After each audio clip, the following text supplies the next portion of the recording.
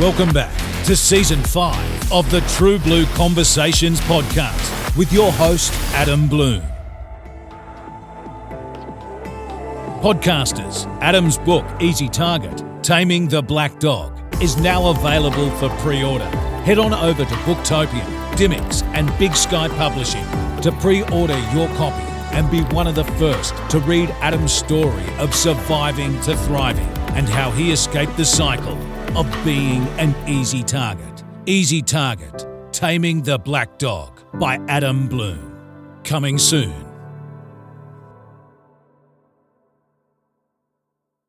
G'day podcasters.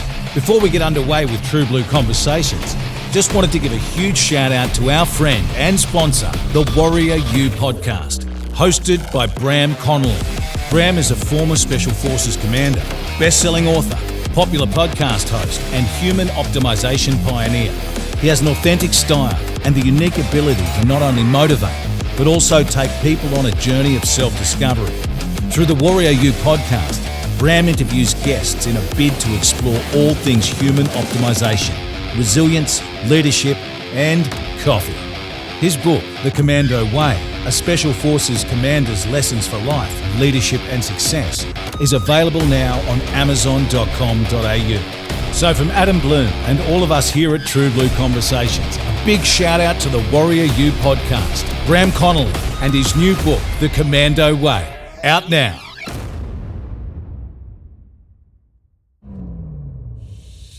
We'd like to thank Tactical Recovery for sponsoring this show.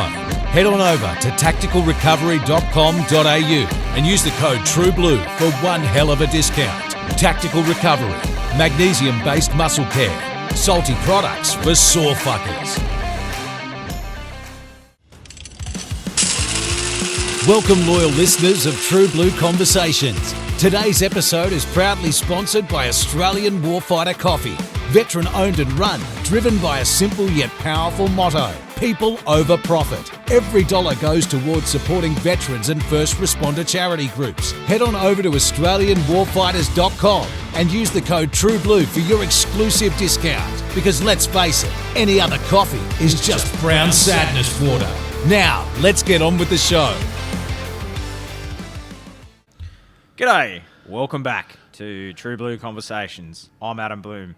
Today, I'm joined by a hard-hitting former New South Wales Police Officer, Andy MacFarlane, and he's got a story to tell, and he's joined us today to talk about his career. So, hi Andy, thanks for joining us on the show, mate. Thanks very much for having me, Adam. It's an absolute honour and privilege, mate, to catch up with you in person and do this. And so, Andy, before we get into your career, let's go back. Let's go back to a young Andy. Can you tell us, what you were like as a young fella, what school was like, and do you have any brothers and sisters, and what we like at sport?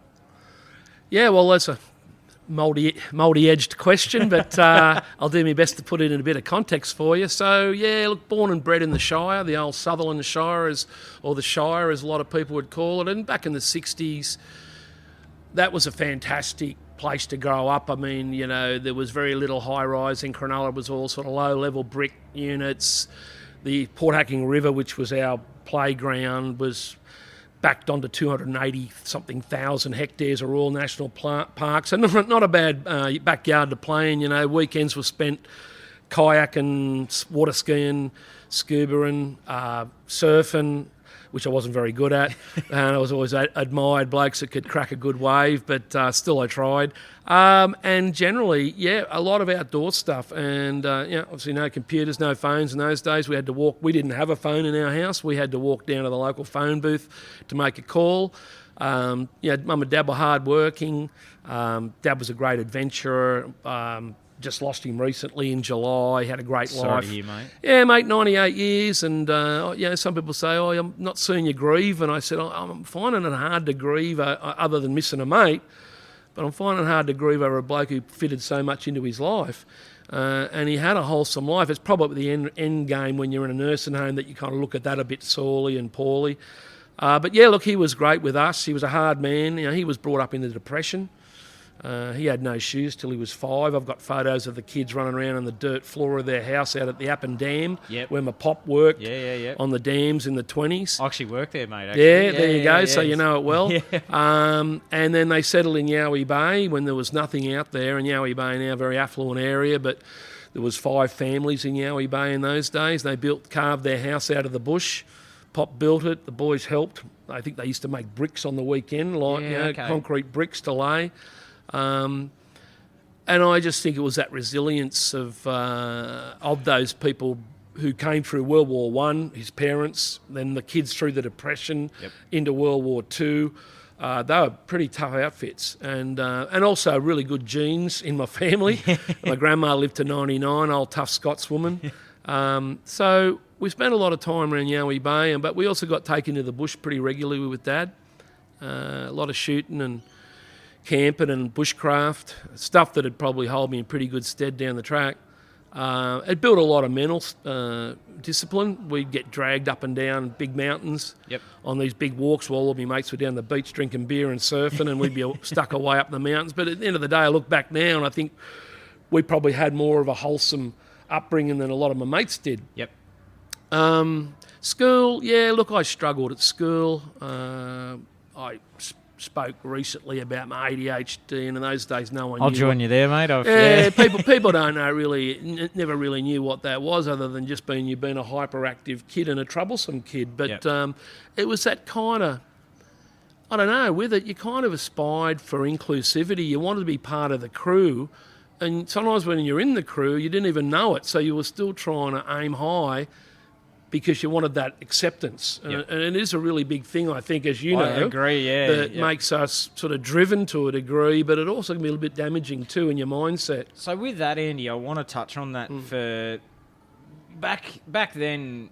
For you, did the teachers sort of see you as, Andy's just the troublemaker? Like that's how I experienced it. That's very much so. Like I was a good kid. Yeah, I wasn't a bad kid. I was just busy. Yeah. And as you know, with ADHD people, you're absorbing a whole lot of environment around you, probably about 4 times more than other people are. Yep.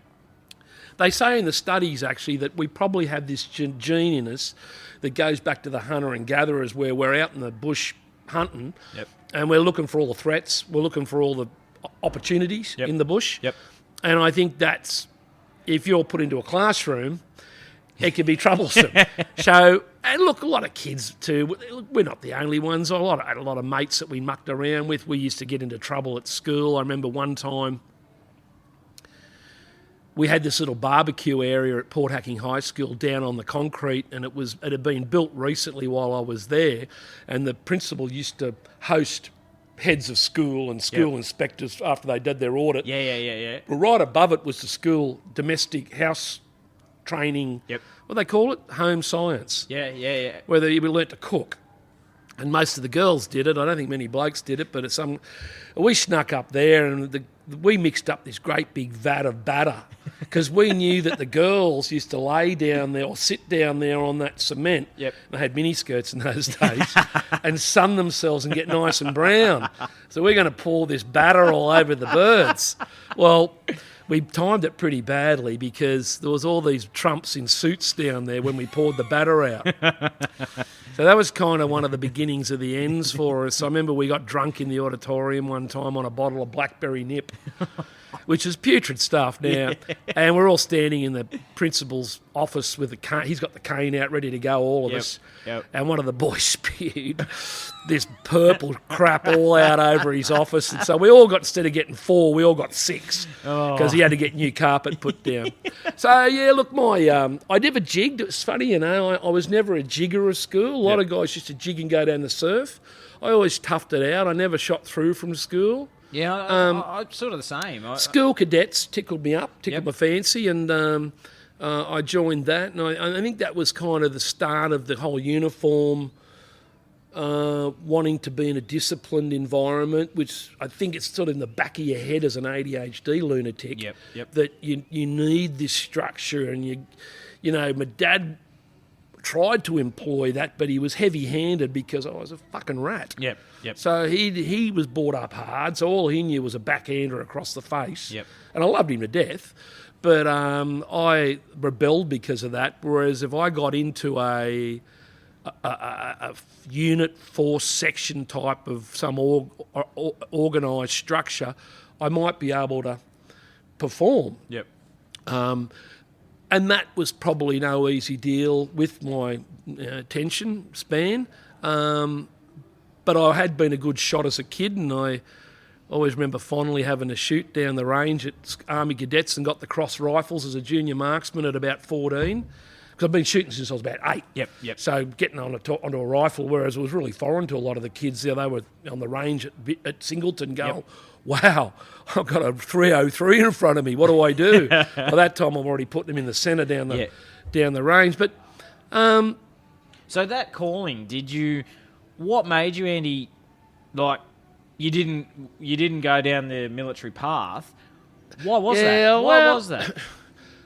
I at that stage, I didn't know what I wanted. I mean, I was 14 or 15, and I don't think there's too many kids walking around now that really would know what they want at 14 or 15, and certainly kids today don't know what they want, mate. And we were all very kind of... we were directed along paths of apprenticeships. Yep. And if you didn't do it... And apprenticeships in those days were really highly regarded. And no one went to year 12 and did an apprenticeship. You went year 10. Yep. Which was a great thing because you were 2 years ahead of year 12 people with money in your pocket. You were driving a car. You go to the pub, underage and drink beer and watch it. But I didn't have a calling then for any service. And I guess really, Adam, looking at everything in totality, I wanted to do the right thing, but I wasn't one of those hugely communities-orientated people. I was chasing adventure. Yep. Adrenaline. Adrenaline. Yep. And I think there are two distinct kind of people. There's people that want to serve the community, and then there's this lunatics over on our side that just want to go and get amongst it all, and as much as they can have. It's sort of very much very intoxicating. Yep. So, I did heed my dad's advice. I'd got into trouble as a teenager with the cops a few times, and Dad had got me into I actually got a local trade apprenticeship in the Shire, but I got chased. Did I get chased? No, I didn't get chased on this. Okay, but I pranged my motorbike and broke my leg quite badly, and that put the end of that apprenticeship. Yep. I got in a little bit more trouble while I was off crook with the broken leg, so I ended up being on the dole for 6 months, which I'm not proud of. Well, they called it sickness benefits, but it was essentially the dole. Yep. And I got in trouble then, and then, Dad knew a guy at Qantas and said, look, I rate my dad because they're pretty exclusive trades to get in at Qantas, and he pulled in a favour, and I got a start out there. And, met some great blokes. Blokes from all over Sydney. Yep. It was fantastic. You had guys from the western suburbs and Penrith, Hardolph, junior footballers. You had, mole-mannered kids from the northern beaches. You had sort of tough bra boy kids coming in from the Housing Commission of Maroubra. Inner city kids from Marrickville who I knocked around with. I loved going in the city as a Shire boy. So this, we're talking at any one time, from first year apprenticeship to fourth year, maybe 500-600 apprentices in the workforce. Yep. Big community. Yep. And we're working on jets. We're working on jumbos. It was a government operation then, so we worked on the Skyhawk fighters. We worked on the Hercules C-130s. Yeah. So a lot of diversity, and there's a lot of technical expertise, which I had none of. But like you see kids throw in their trade now. I toughed my trade out for 4 years because I wanted to join the cops. And I knew that I didn't have year 12, and the trade ticket was my way into the cops. Particularly, I'd already been in the government with Qantas. Yep. My only hurdle was going to be my juvenile record, which wasn't super bad. There was no assaults or robberies. It was breaking into schools after hours and pinching an extension lead because you're in a band, or riding your unregistered dirt bike and driving the Yowie Bay people mad. Yep. That type of thing. So when I went for the police interview, you had to go before this old panel of old guys up at headquarters, and it's pretty nerve-wracking, but I was super fit. I shit the PT in to get in. That was just a walk in the park. But I went for the interview, and they said, yes, it's great, you got an interview. Great to see you've got a trade. but what about this? And they stood up and all the papers fell down of all my juvenile record. I said, well, I was a young bloke, sowing my seed, as they'd say. And they copped it. Yep. I was very lucky. I could have been, who knows what would have happened if I hadn't have been accepted there. I could have gone, it was right on the precipice of going either way, and don't ever think I would have become a career criminal, but I certainly probably would have, fought in pubs with the ADHD stuff and been unrecognised and I might have gone and joined the army. Yep. And at that time, I will admit, when I was doing my apprenticeship, there was guys who were in one commando. Yep. And I thought, gee, that'd be pretty cool. Like, I love being in the bush with a backpack and shooting with my dad. And Yeah. didn't go down that road, and often thought, had I done that, and it was probably one of those things that I wanted to tick the box, which I never did. Yep. But you did it in other ways, mate. yeah. So anyway, I joined the cops, and So explain that process to me, Andy. You joined in 1982? 1982, So 81 I applied. Yep. I was out of my trade in 81. Yep. I'd applied while I was still at Qantas, and I just got married as well, so I got married very young. What was the process like? Obviously, so you just like old school. You fill out the forms. They send a sergeant out to vet all your people around your community. What's he like? Talk to your scoutmaster, who, very luckily, my scoutmaster was the head of the CIB. Yeah. So, when you're in charge of 3,500 detectives statewide, not a bad reference. And he was good to me, Skip, because he knew he didn't like what I was doing in my teens, but he knew I'd be an okay cop. Yep. I always said, you'll be good. If you behave yourself, you'll be a good cop. You'll just got to behave yourself, mate. Until you get in there. Then you can misbehave. It's different now. Times have changed now, Andy, where, you now need to be a professor to be a police officer these days, Look, I commented on that the other week. There was a social media post on one of the professional social platforms, and it was saying, yes, only people with a degree can get being and it was great because there was another 20 blokes that howled that. It was so discriminatory. When I joined, most of the people were semi-skilled. You either had a trade, which I believe is fully skilled, is technically skilled. If you're an aircraft fitter or sheet metal worker or whatever, engineer or whatever, carpenter, a bricklayer. Yep. You got the skills. Yep. But there was people that had worked in the banks, and they'd been in the banks for a couple of years, so they were obviously pretty talented bookkeepers. Yep. I had a mate locally here where we're talking who had a pastry shop. He ran a business and highly regarded pie shop in the area. Yep. So how dare someone say that bit of paper is better than all those other things? Well, your life skills, mate. And I'm sure, looking back now, Andy, and sorry to cut you off, looking back now, I'm sure, mate, that back in those days, life experience, well, I know from my own personal experience, life experience gets you further than what... Counts for everything, Yeah, it's mate. better than what in textbooks count for. I honestly don't know how a university student can sit down in the gutter and talk to a wayward kid or talk to a bloke at a domestic dispute or a blue at the pub where the bloke's been married longer than that kid's been alive. Yep. And the only way you're going to get an accelerated life skills is out the street, doing a trade, going and having a beer with the boys after TAFE, getting into a fight at a bar, seeing a live band, passion some girl you love on the dance floor, and then some bloke picking on you because he likes her better than you, and you get into a fight and you wake up with a busted head, or you've won, whatever, or you have a hangover, or you're down the, just everything. I mean, I do get there are structural learnings from bachelors and tertiary qualifications, but they're not everything, mate. No, they're not everything. Not when you're out the coalface. No. As I said, you don't need a degree to be a good cop. 3 months in the academy, that turned us out pretty good cops. Yep. Even longer now, I think, for them, but I think there could be a bit of information overkill on that. Yep. You start it's like the cops now, they're wearing an array of weapons. They got spray, they got tasers, they got batons, they got their gun. It takes a lot of training to be multi-skilled with multiple weapons. And we've seen that recently, where people have drawn the wrong item with tragic consequences. Yep. In our day, we had a baton, a gun and a pair of handcuffs, and it didn't fail us. Yep. And, I never used the baton. Yep. I fancied myself as pretty good on the fists. probably fancy myself a little bit too much. It wasn't that good, actually. But, I don't know how many times crooks I boxed on with saw me at court when I was going to give evidence for them, or I was they were in the dock at the police station. You go, you know what, mate? Good on you. You're the only cop I know that doesn't pull the bat down and crunch me on the head half a dozen times. I said, well, that's the way I was brought up. Yep. So there was that kind of, whether that's right or wrong, I don't know. No. But it worked for me, and I yeah. tell you what, it built rapport with them. Because how old were you, Andy, when you joined? So I was 22, short of 22. Yep.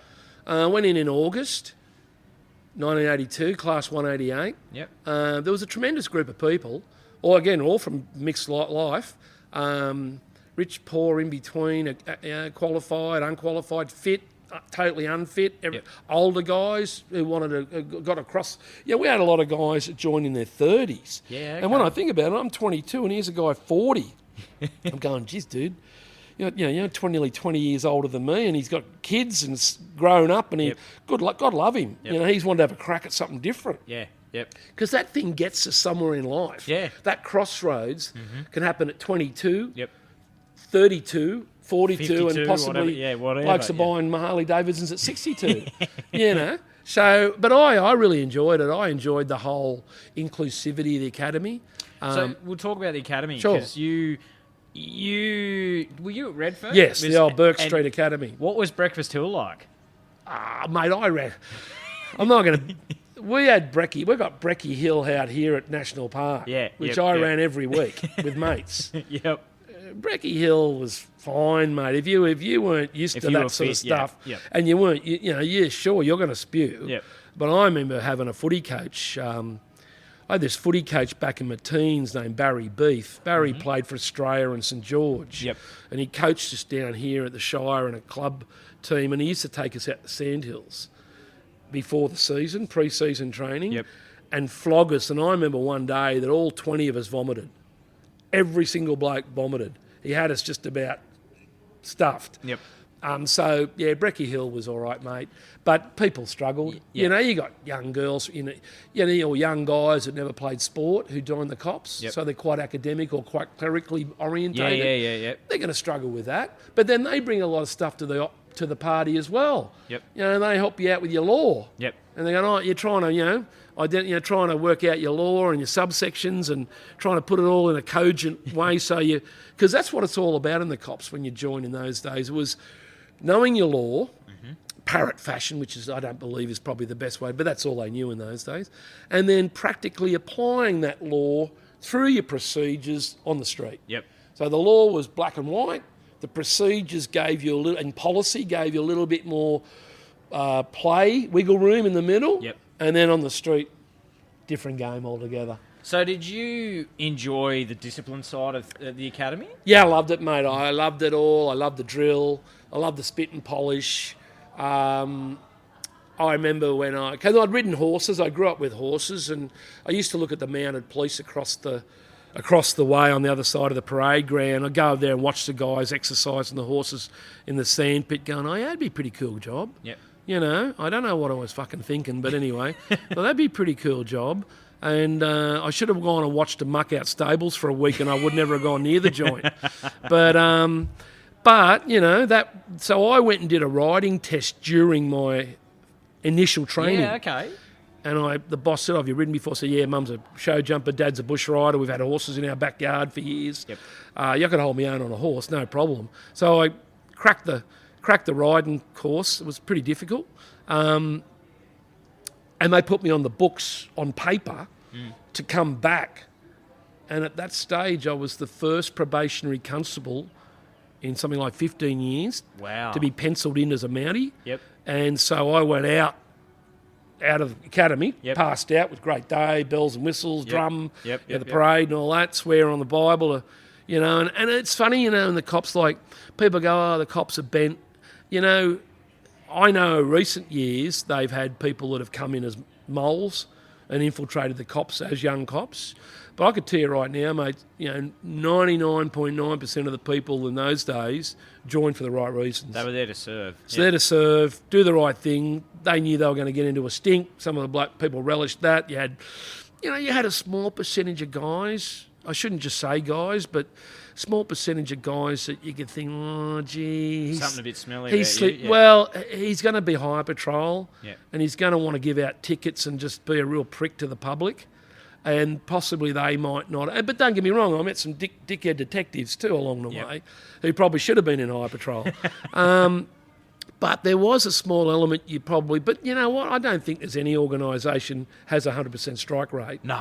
You just want to get the best you can with the best numbers you can. And it's a meat factory. Yep. You know, they've got cops leaving at the other end, and you get to pick up the police news every month, and you'll see all the separations, and you go, wow, no wonder the recruitment is still so, so active and proactive.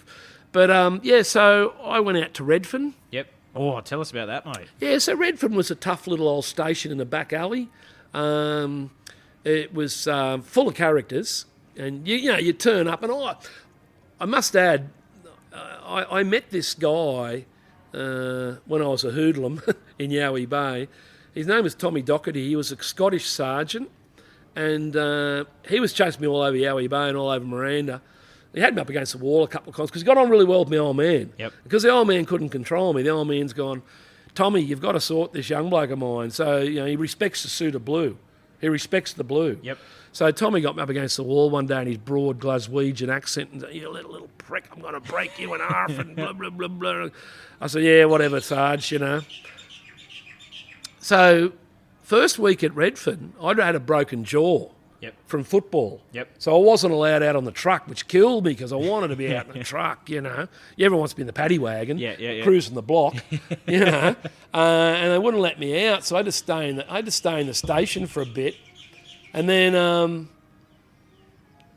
the old senior sergeant there, Bill Seeley, cracking guy, legendary sergeant, he'd been at 21 Division, ended up becoming really close to his daughter and her hubby. He was in the cops with me. He was just a real big, fatherly, hard bastard, but we were his flock. Yep. But he was God too. He was equivalent. In the old days, a Crown Sergeant was the equivalent of an RSM in the Army. Yeah, okay. He was the tough man, the disciplinarian, and the bottleneck between the officers and us. Yep. You didn't fuck with him. But he was on side. He'd make you or break you. Yep. You want a day off on the roster. Yep. If he was a good bloke, sweet. If he wasn't, sorry. Anyway, Bill told me this night shift, because they put you on night shift straight away. Yep. They just leave, someone else gets off it because some newbies come in. There was about 4 of us started at Redfern together and put me on night shift, and Bill come down, he goes, oh, by the way, there's a new sergeant starting the night.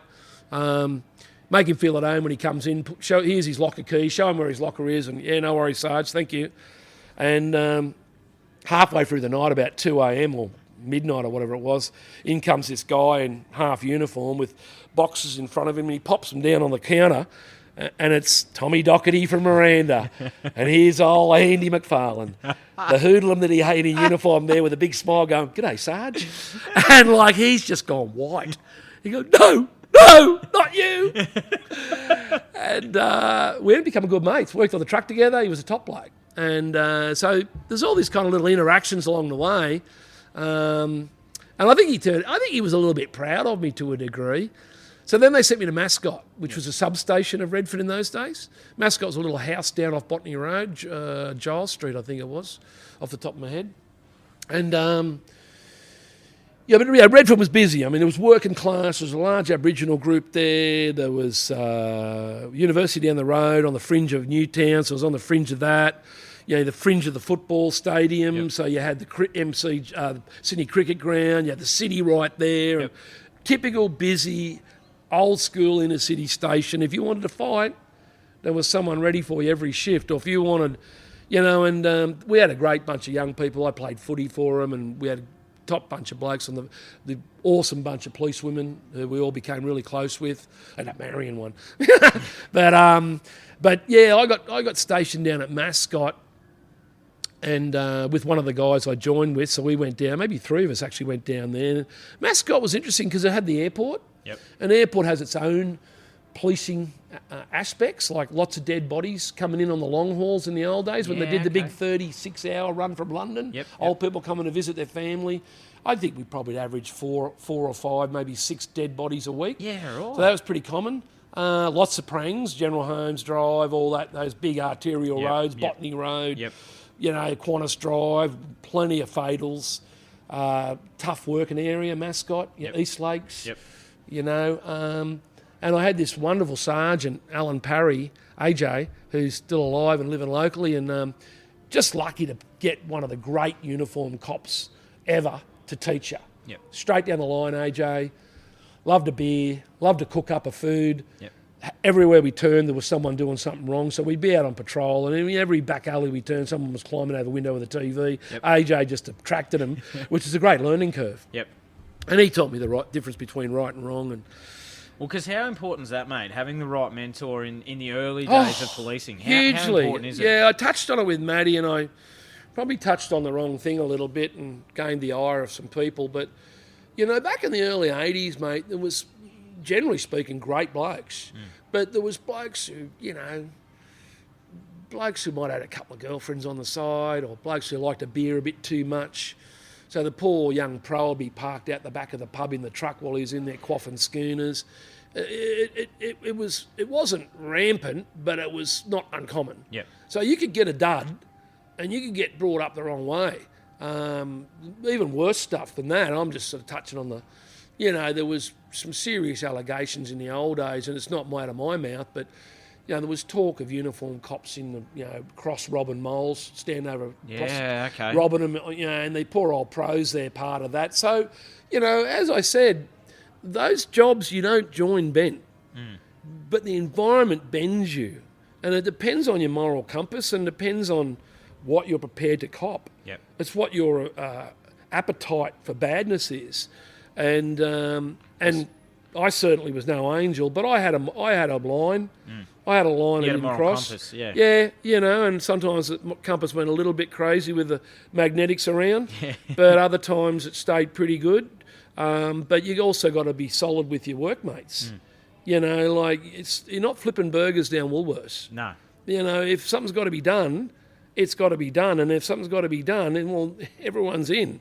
Well, you're in a job for it's violence too, it's turning that it's 100%. and controlling that aggression too. One of the great analogies is that when you go back for secondary, or even if you went back to the detectives training school when you did your D's course, you'd be talking to a bloke in the D's who was say stationed at Rose Bay, and you'd be talking to a D from Mount Druitt, and the D from Rose Bay. I said, "Oh, what's your biggest issue out there, mate?" He goes, "Mate, I'm a debt collector for the Jews. They come in with all their dud checks, and half of them border on civil stuff. But they want to pay. I'm getting paid by the taxpayer to go and lock up all these people who don't pay." And you talk to the bloke out Mount Druitt. I said, "What's your big issue?" He goes, "Oh, I have about 3 stabbings a shift and a couple of armed robs every shift. I go through a notebook every 2 days," jokingly, but. So you as a policeman, to put it in context, you're actually part of the environment that you're raised in. And I remember when I went from Redfern out to Cronulla and Sutherland here, we could be busy, but nothing like inner city. Yeah, different demographics, isn't it? And you had affluent people, and every time you give them a clip under the ear, their parents had blew. So you had all these ombudsmen or IA and complaints coming out your ass because you'd give young Johnny a smack in the gob because he'd been a dick. Whereas in the city, they'd cop it. Yep. Rightly or wrongly, that's how things roll. Things didn't seem as desperate in the burbs as they did, or in the affluent burbs as they did in the city. Yep. And don't forget too, a lot of those inner city areas like Balmain, Newtown, a whole range of them, you could roll them off your tongue. They were highly dense in their populations. They'd had long-term criminal syndicates working, particularly around Balmain and Botany, where you had wharfies and families had been brought after, 3rd, 4th generation wharfies. And I was a wharfie after the cops. I know. Yeah. Yep. I know what goes on. Don't worry. So if, when you're working in those sort of areas, everyone's staunch. No one gives anyone up. Everyone hates coppers, or they'll be nice to your face, but they hate you. And then because you come out here, and, what you got to understand too, Adam, is in policing, if you're a, clean living, upstanding member of the community, probably your first involvement with a police officer is probably going to be a traffic cop. So you're going to run a red light or not, if you forget to put your seatbelt on or whatever. Now, that bloke or woman can be the absolute difference between you liking police and hating police. There's a word for it, but I don't use it on the radio on here because I'll get all my High Patrol mates offside. But don't worry, we all know. They have to be really, really careful with how they do. Now, I'm not talking if you're a shitbag. Yeah. Shitbag, we talk to him like a shitbag. Yeah. You know, mum who's got the kids in the back and she's running late and she parked a car in no stopping for 5 seconds and he's out there giving her probably more money than she earns in a job in 1 week. She gets hit with a $300 fine. Yeah. I'm not saying he doesn't have to do it, but it's all about the delivery. Is how you treat people. And those people, so, you can get, and I found that many times after the cops go on to do, they say, oh, what'd you do? I was an ex-cop. Oh, yeah, I got a ticket off this guy the other day. He was such an arsehole. And I'm looking at the person going, well, you don't appear to be, but I don't know you well enough. But it was always that consistent comment about if a bloke or a bird had a really harsh or abrasive. That's why I'm a big believer in rotational duties, mate. Some people outlive their longevity and they might not like it. They might not like going from because you know why? They're in their comfort zone. Yeah. They've got a good little gig going. Yep. And they get pulled out of that. Sometimes people do need a holiday from what they're doing. Anyway, that was kind of, So, and I want to touch on this because I know you would have seen this because, you've walked the beat and you walk the beat in different social dynamics. And when you put that uniform on, did you notice a difference and a change the way that people looked at you, or not in the early, like the respect, I mean, because back in the late 80s, early 90s, there was respect for police. Today, it's very different. Oh, yeah, man. Like, I mean, you were treated with respect, even by the crooks. And because if you weren't, there were consequences. Yeah. And people argue the toss over all that, the trifecta as they call it, offensive behaviour, assault, police resist arrest. It was a bit of a blanket thing, but it sort of kept a lot of the hoodlums off the street. But I didn't really get off, I suppose. I didn't get off on putting a uniform on. I'm very proud of it, proud of the badge and proud of the job. But I spent 80% of my career out of uniform. Yep. And, it's funny now, I was very proud of it when I look back at it, but for me, I actually couldn't wait to get out of the thing and go into the black because I loved it, know. And I think a lot of blokes are like that. And, I know when they brought in a lot of promotional strategies in the 90s where blokes had to go back to uniform to get an inspector's role, they struggle with being a duty officer after being, say, in surveillance all their career or... and some blokes loved it and some women loved it, actually being back in the open. And because that other stuff can be quite isolating too, and you can build up a little bit of too much of a speciality mindset, and the real world is out in uniform, Well, that's your day-to-day police, isn't it? Like, I used to say to guys, a couple of times, I pulled a bloke on in plain clothes. I think it was at the gaming squad. And he said to me, he's going on about these uniform cops. We'd done a big pinch up at Newtown and we had about 20 offenders in the dock, and this poor old sergeant was complaining, and rightly so. Yeah. He had to write 20 offenders up in the old handwritten charge book. And I said, this bloke was giving it to him. I said, mate, lighten up on him. I said, we've come into his patch. This is his station. We've turned up with these blow-ins with long hair and all these crooks tied up in handcuffs with the rescue squad and everyone else helping us out the TRG. I said, you stuff up, mate. You can be back there in 5 minutes. Don't forget where you come from. And I never did. I tried to keep that arrogance out of my speciality. Yep.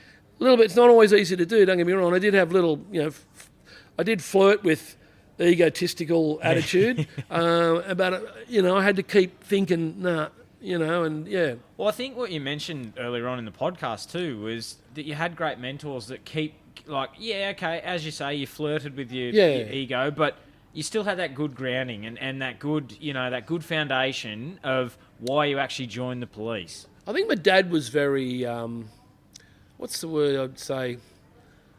Dad was very down to earth. It was sort of bordered. I'm pretty sure Dad was a communist. Very pro-union, very egalitarian. Yep. Everyone should be equal. which is a good part of that stuff, but there's some bad parts of that too. He never bought a brand new car, my dad. Always bought a second-hand car. And, if he could get something, he wasn't tight ass. He had money. If there was a bloke struggling up the pub, Dad would be the first bloke with 100 in his hand giving it. He had a really good heart. But he didn't like you living too flash. If you lived too flash, he'd go, hey, it's Aussie tall poppy, which really pisses me off. But it kept me grounded. Yep. And because my grandparents, which was my dad's parents, were Christian and God-fearing people, they were very grounded too. They were kind of Old Testament, so they were very modest in the way they dressed, in the way they lived. And that wasn't a bad thing. Although I did like living with all these rich kids I grew up with because they had all these new fandangle toys and Mum and Dad drove a Mercedes and I thought that was great shit. Yeah.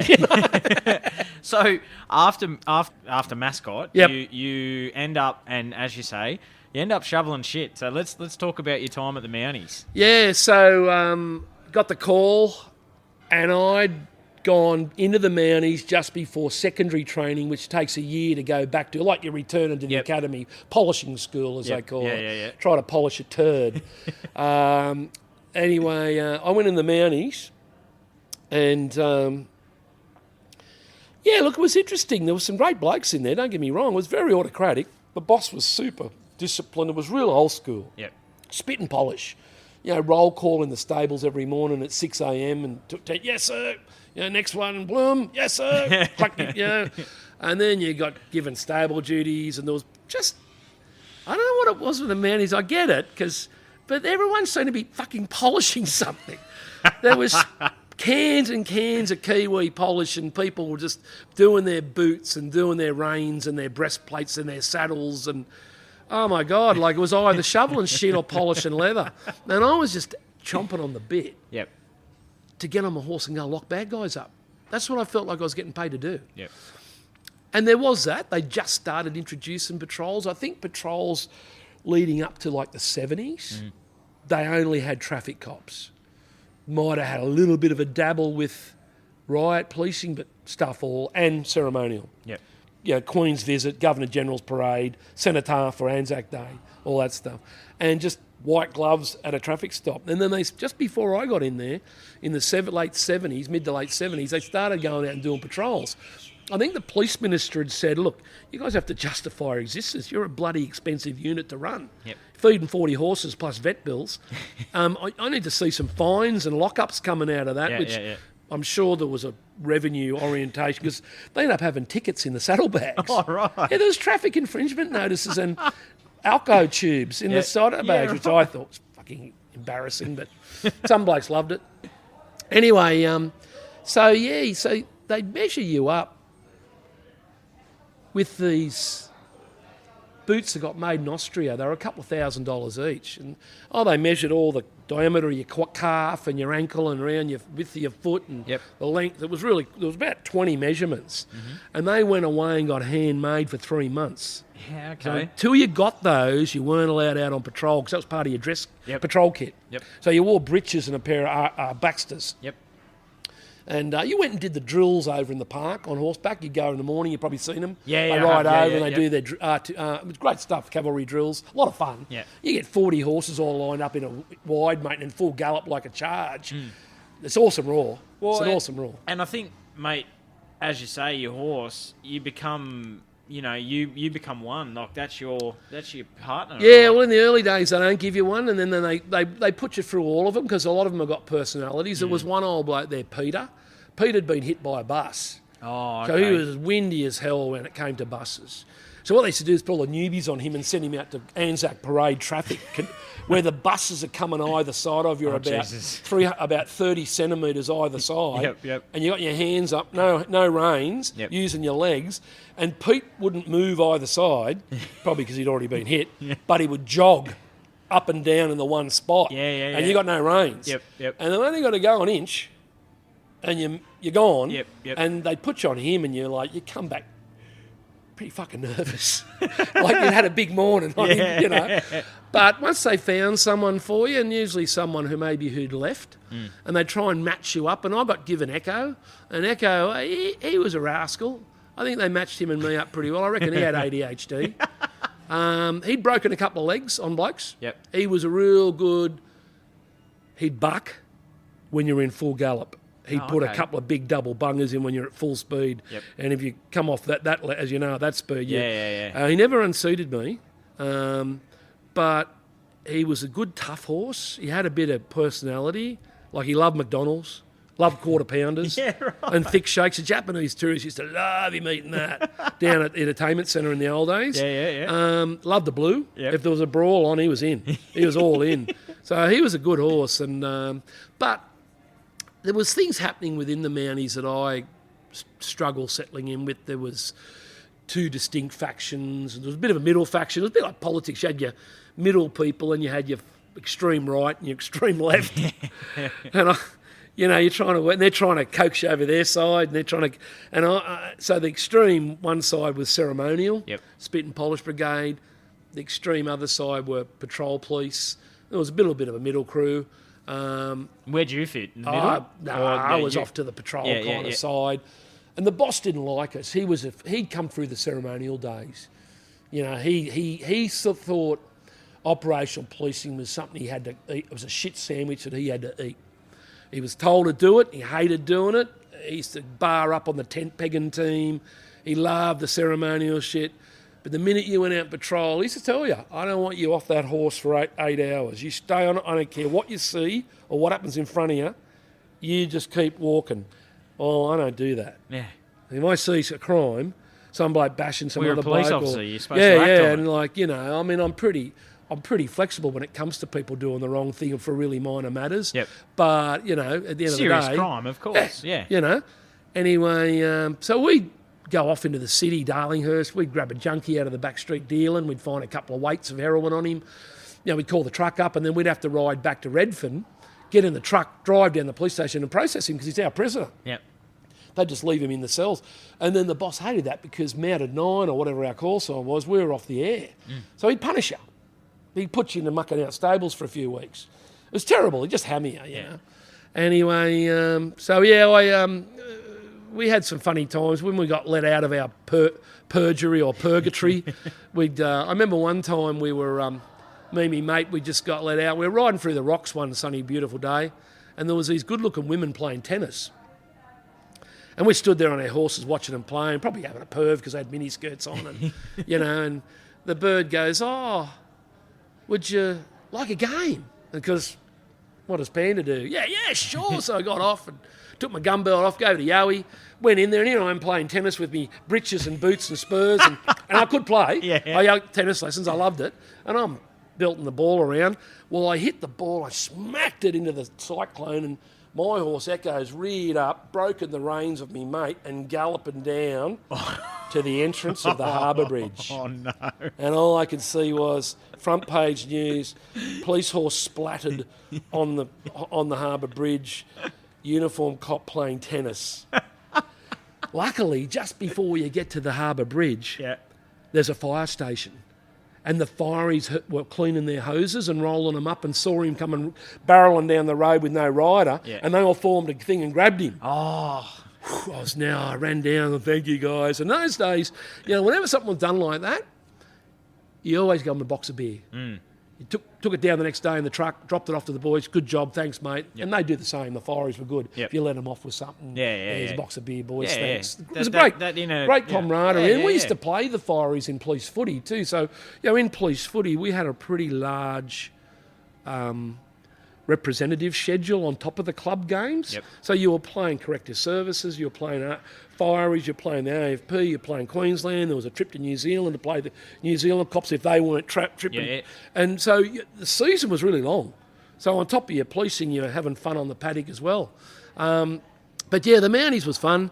I actually spoke in my recent writings about Glenn Rampling and where he was a tough boy. There was another good guy, Jeff Perry. Jeff was an ex-soldier. He ended up becoming a crew chief in the RFS choppers because he was in the air wing for quite a few years. I love Jeff because there's no nonsense. We'd see a brawl in George Street or Hickson Road in the Rocks, and Jeff was senior man to me, and he'd just go, "Oh well, Andy, here we go. Jeff Perry on How to Win Friends and Influence People, volume number 15, and you just write and whale them. And that's what we did in those days, pick out, cut the head off the cancer, look for the troublemakers. I remember we got a couple of lawyers. They were the worst, I mean, probably your listeners will have a giggle. I didn't mind criminals. I didn't mind crooks. Law students from uni on the drink.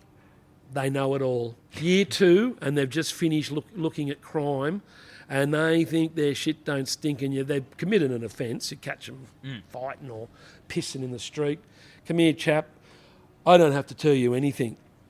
Really. Yes, I'm a law student. You get all this. So you'd be laughing your fucking head off at him going, champion, you are just digging this hole. And then they bung it on, and you get off your horse, you go to arrest him, be a bit of a blue, and you call the truck down. What he doesn't realise, mate, he's not going to get accepted to the Supreme Court as a lawyer with a criminal conviction. So you got him back in the police station, and he's crying like a good sort. Oh, don't tell Mum and Dad. Don't tell the university on my career. And I used to go, you know what, mate? I'm not going to crush your career. I don't do the cuffs. Fuck off. Yeah. Just behave yourself your head next in, time. Mate.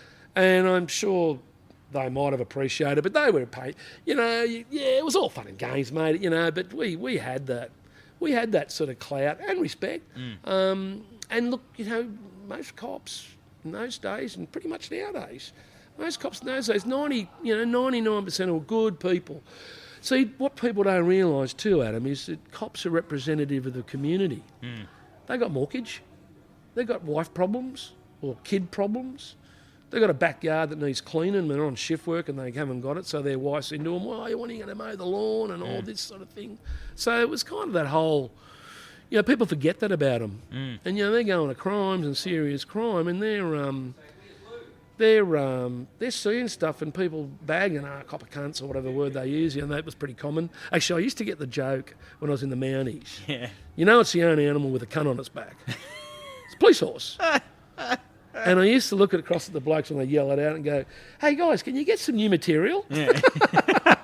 So, you're right, mate. It's a good point you touch on with the trauma that first responders see. Yeah. It's not like any other job. Like, it's not like a normal 9-to-5 job that, and I know it too, being a firey. Yeah. There's things that us as first responders see, and I say police, fire and ambulance. Yeah, everyone, that the normal person doesn't, they're not exposed to that, mate. And if they are, it's because they're something tragic's happened to them, it's not a normal job, mate. No, and I think, when you're young, I think this is probably I don't know what soldiers, I guess they are. I think they recruit us all young because we're impressionable, we're easy to train, and we don't take things too seriously.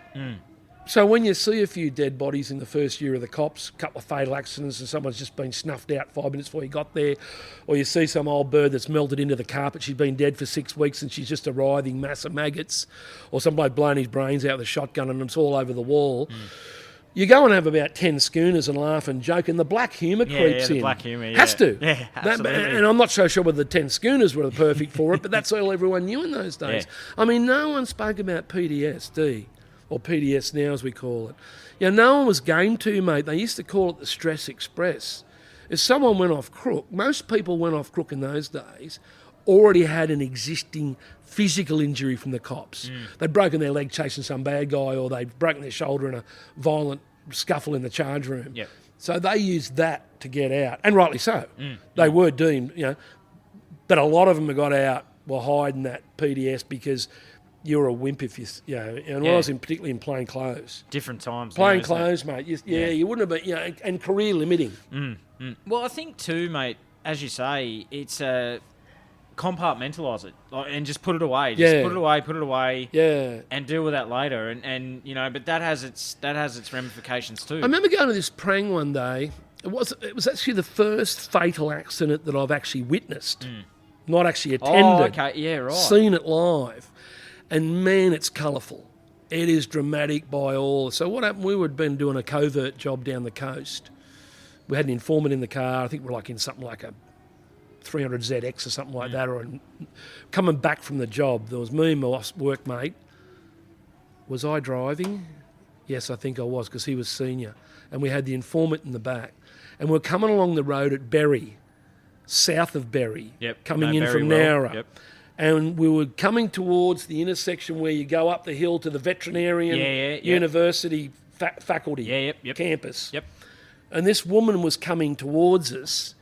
She came in and turned right to go up to the uni.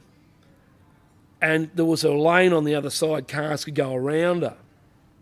We had about a 4 or 5 ton Pantech in front of us. So we're doing about 100 k's an hour on that. Just pretty, Yep. main drag. Princess Highway, Pacific Highway, Princess Highway. Yeah. Anyway, before it was all fixed up, single lanes. Mm-hmm. Anyway, this semi is coming south.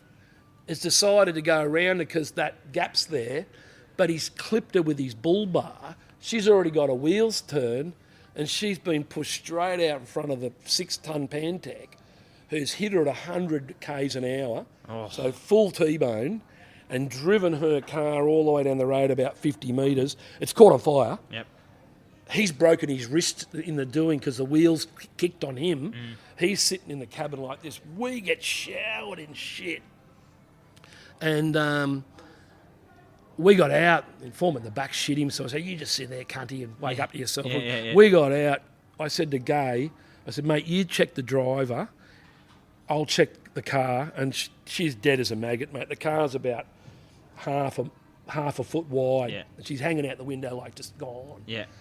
And I'm going, and put the fire out, ran back, got extinguisher. This bloke sitting on the side of the road, keep him away from her. It'll be worse. We call the cops up on our radio, and the poor old one-man police, the single cop from Berry turns up. It's his neighbour. So he melts in front of us. So then we've got to get cops come up from there and set up. It's a massive motor vehicle accident scene. And, mate, it was a quiet trip home that night. Very quiet trip home. And I thought about that recently, that praying, because seeing it, and that gave me a whole different attitude for witnesses who see something. We turn up after the fact. It's all done. Yep. The armed robbery's happened. She's traumatised, sure, because the shotgun's been stuck in her face. He's seen some bloke jump off the building. Yep. But we turn up after it. Body's there for sure, but it's all. But when you actually experience the whole dynamics of a massive accident or the loss of life right in front of you, man, it's different. Oh, it's a different, a whole totally different concept. Yeah, and I never really thought about that. I mean, I remember, like, it's funny how you compartmentalise stuff. I was at the pub, not that long ago, local pub here, and I was talking to one of the guys I grew up with. He goes, I remember that guy, Andy, that got hit by a car out the front of the pub, and you ran out in the road, and he had his brain all open and was laying out on the floor, and you put it all back in his head, and you got your shirt off and packed the wound, and and I thought, no, I forgot all about that. I put it somewhere. Yep. And it was before the cops, or it was just when I joined. Yep. So I was in the back with all the other stuff, and most people remember that pretty clearly. And he lived, which I was really stoked about. Yeah, right. So, So, it's like, as you said, it's funny how you put all that stuff away somewhere. Yeah. And, but, all up, and I guess we'll talk about it a little bit later is that I actually found that the stuff around the undercover work was more damaging to me with the isolation, the lack of structured mates around you, working one-off, lone wolf type stuff. Not a lot of support either. One supervisor who you'd see you regularly, if you weren't in the office. So that sort of stuff down the track, I found that superseded all that blood and gut stuff. Yeah. I actually coped with that pretty well. Yeah, okay. Yeah, Right. yeah. And so when did you feel, mate, or when did you feel the urge to... You knew that your time at Mounties was up, and where did you go after Mounties? Well, I wanted to go to plain clothes, but I knew that there was no way I was going to go to the Freeman Mounties. They wouldn't take me. You didn't have enough investigative or street policing experience, so the next best thing was to go back to GGs, general duties, crack another year or two up, and then put in. So I went to... Cronulla Sutherland needed a hooker in their football team. And I'd been playing hooker at Redfern, so I got a transfer out here because of football. Yep. And away I went on the beat out here. So I was on the beat for like 18 months. It was unreal. I was working with some great cops and knocking them down and locking them up regularly. And, and it was a little bit difficult working in my own area. That's not always what it's cracked up to be. Because everyone knows you. Yeah, and everyone wants a favour. Yeah. Everyone wants a leg up or a leg out of trouble. could have got in trouble a couple of times by helping blokes out. One blew up my face, and that was it after that. Never again. Not even in the job. Further on down the track, this one bloke, I'm glad it happened young, tried to help him out, blew up in my face. He's dead now, so, but, while I was here in Sutherland, there'd been a big push to establish the National Crime Authority, which is the old Australian Crime Commission. Yep. And they were seconding young blokes and girls left, right and centre, and they're all driving flash cars. They'd pull up outside the police station at Miranda, and they'd be changing the number plates out with long hair, and you knew them and going, well, how much are you earning this week? He goes, oh, only earned $2,000 overtime this week type thing, and you're looking at your constable's wage going, you bastard. So, and it looked a cool job. Yep. Had all the sports cars and all that. So I knew quite a few blokes down there. So I applied for the National Crime Authority. And the bloke said, you got to do the surveillance course. Can't join until you've done the surveillance course. So I got on the surveillance course. It was a real cool course, 4 weeks, pretty hard. Yep. Learn a lot. In those days it was black and white photography. In those days it was developing your own photos. So it was a fair bit of skill set in it. Yeah. Lots of follows and just lots of tradecraft. And so my boss let me do it from Sutherland. And then I put in an application for the National because they were advertising. But what had happened was this district had already had about 10 young cops on secondment, and they weren't filling the spots. Oh, so the right. boss is under 10 young blokes. So when I'm the 11th, I'm the straw that broke the camel's back. Comes back, rejected. Ba-dong. I thought, that was my first real taste of rejection in the cops. Yep. Anyway, and he was really good about it, the boss. He said, look, sorry, I just can't lose any more people. I said, all right. Anyway, what happened was the gaming squad had a surveillance unit, and they had a guy that wanted to get out and come to the Shire, and the boss did mine a 1-for-1. Yeah, okay. And I knew the boss in there in charge of the surveillance unit. Yep. So did the surveillance, went in there, small unit, 6 people in the unit, mainly looking at gaming, some vice issues, because it was gaming and vice were under the same command. Way I went. So that was my sort of first crack at plain clothes. Did a bit of investigative work out on the floor, but predominantly the surveillance. And it was they were experienced. We had some great operators in there like Wayne Thompson, Linda Howlett, who became a really good detective in her career. And but it was fraught with problems, that unit. There was a lot of shenanigans going on out on the floor, and they brought some people in there from internal security unit to, I guess, clean it out or at least have a presence there so blokes would pull their head in. Yep. We got to the point where we had operational briefings where all the phones on every desk, and we're talking 20 desks, had to be unplugged from the wall during the briefing. Bloody hell. Because no one trusted anyone. Yeah, right. It was terrible, and there was, anyway, a few blokes fell by the wayside. There was a notable arrest down at Albury with Alan Tripp, who was one of the biggest bookies in Australia, and there was quids taken off him and shared amongst the team, and half the team were wired up and pinched him, and I was supposed to go on that job. Oh, wow. I was actually supposed to be on it, and the only thing that saved my bacon, and people will say, oh yeah, you would have been in it, Andy. I said, well, I'm not sure, but I certainly wouldn't have done anything with the people that went down there, because they were ex-internal security. Yeah, okay. And they've actually engendered or it gave the people some motivation to be involved in it, and they wore a wire. And I had my 30th birthday, and I had a black tie party up at home. Yep. And the boss didn't want me to. He wanted me to go. I said, and I got on well with the boss. I said, I'm not going, boss. I got 50 people coming to my party, and I've been waiting all year for this. He goes, all right. Well, he rang me on Sunday morning. He said, you're pretty bloody lucky you didn't go down that job, Andy. I said, why? He said, read the front page of the Sydney Morning Herald. All in the dock.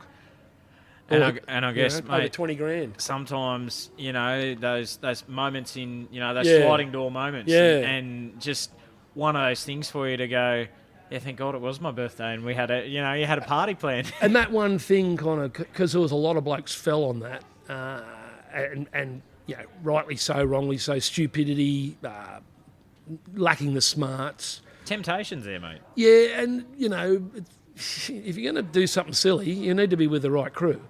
And the bloke that come in who was involved in that, who hit the papers, I'm not going to mention his name on this interview, but he took over the surveillance unit, and it just drove a wedge right down the guts of the unit. He was very different managerial style to the original bloke that I went in there with, who I knew really well. Yep. Played footy with him. Yep. So my days were numbered there, but I hung out there for a while, learnt my craft, and I will give him his due, this bloke. Even though I didn't rate him as a person, I thought he was a very callous, hollow type of person. He's very good at surveillance. He'd been working down at Internal Police Security Unit in surveillance, following cops. Yeah, okay. So he had a lot of skill sets to impart. And then tragically, the same year, Craig Zaghetti and Mark Burns got killed in the Crime Commission on a follow up near Tamworth, and killed one was killed and one died the next day or that night. It was just terrible, and we all knew Burnsy. I didn't know Craig, but my good buddy, who ended up being my best man at my wedding, who was in the Vice Squad, and our careers at that point had followed quite similar. Yep. And he got the uniform, and then he'd gone to the Vice Squad, and I'd gone to the gaming squad. All of a sudden, we found ourselves seconded down to the New South Wales State Drug Crime Commission, filling dead men's shoes. And that's a tough gig, mate. Going into an office, a small office, a dedicated office that loved their men and women, and they've lost 2 in the last 3 months. And you come in, and even though they know of you, and you knew of them, I knew quite a few of them, they were great. They were so good, you know. So you had to prove yourself there, or you... We'd already proved ourselves, I think, but we had big shoes to fill. We were never going to fill the shoes of the blokes, because everyone's different in the way they operate. But we was a great surveillance team. There was about probably, 12, 16 of us down there, all experienced bosses, hugely experienced up top, and then all of us young constables, and some of them had a bit more experience than us. They'd been there for a year or so, and they were great. And we had our own black room, and we'd go in and develop our photos, and we'd take some photos, some good sorts down Bondi Beach in the bikinis, and have them up on the adulation wall, you know. But yeah, and then that was probably my first foray into undercover work. One of the investigators sort of this bloke, I can just see it now. He's going, I know this bloke. I played footy with him. He's a bit of a little knock around. Yep. And he's a bit of a fighter. Yep. And he's a bit out there. He'd be perfect for what we want. So I started. That was my foray, straight into undercover work at the Drug Commission. So Andy, you mentioned it was a great segue into your UC days. So can you talk to us about your undercover work that you did? Some of your undercover stuff that you did. Yeah, well, I think surveillance is a good grounding for undercover work. It's semi-covert, or it is covert. You pick up a bit of tradecraft along the way that's very well tied into UC work. In fact, when I was at the UC unit, it was not uncommon for the other UCs to go out and cover you on a meet. And so, you actually had, full-time UCs doing surveillance. I started at the Drug Crime Commission, working on the Romanian reference. And they were a pretty interesting crew of people. I didn't really know much about them as immigrants. What had happened was Paul Keating had decided to accept about 100,000 back about 84, 85, I could be wrong. And they'd all sort of fled the Ceausescu regime.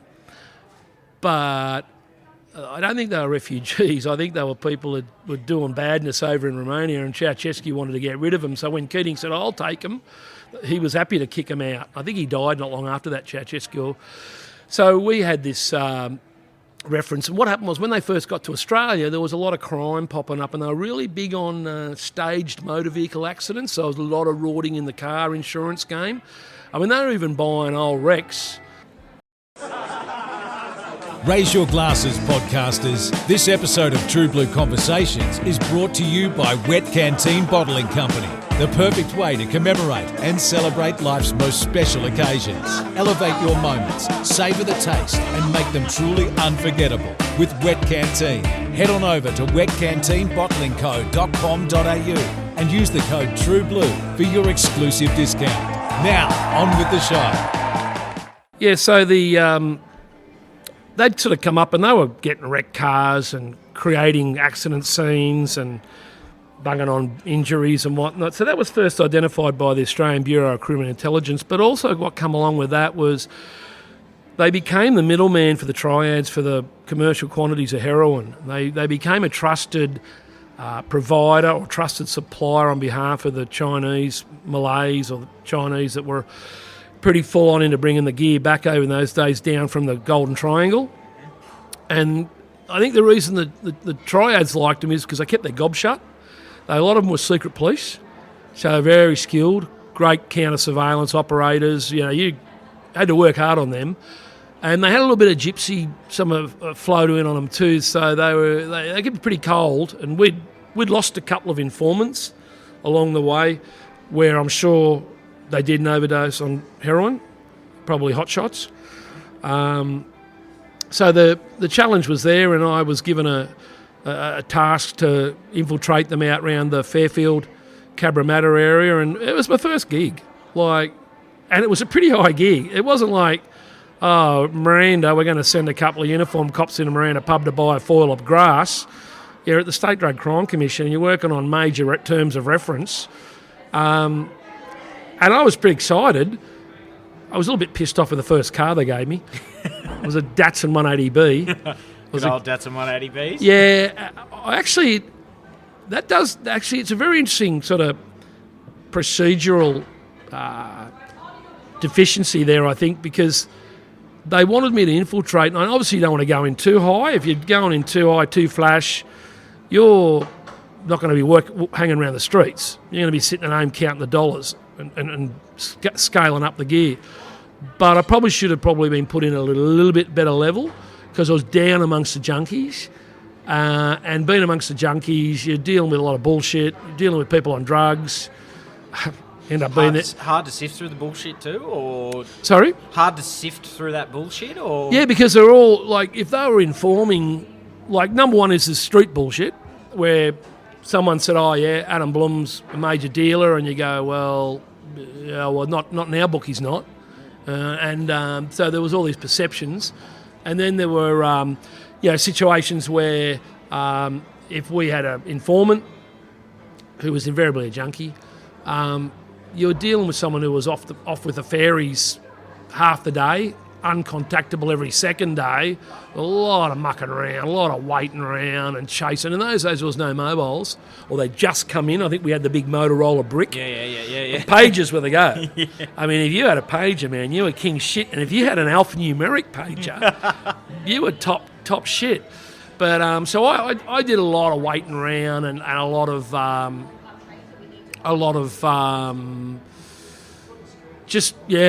getting fucked around a lot.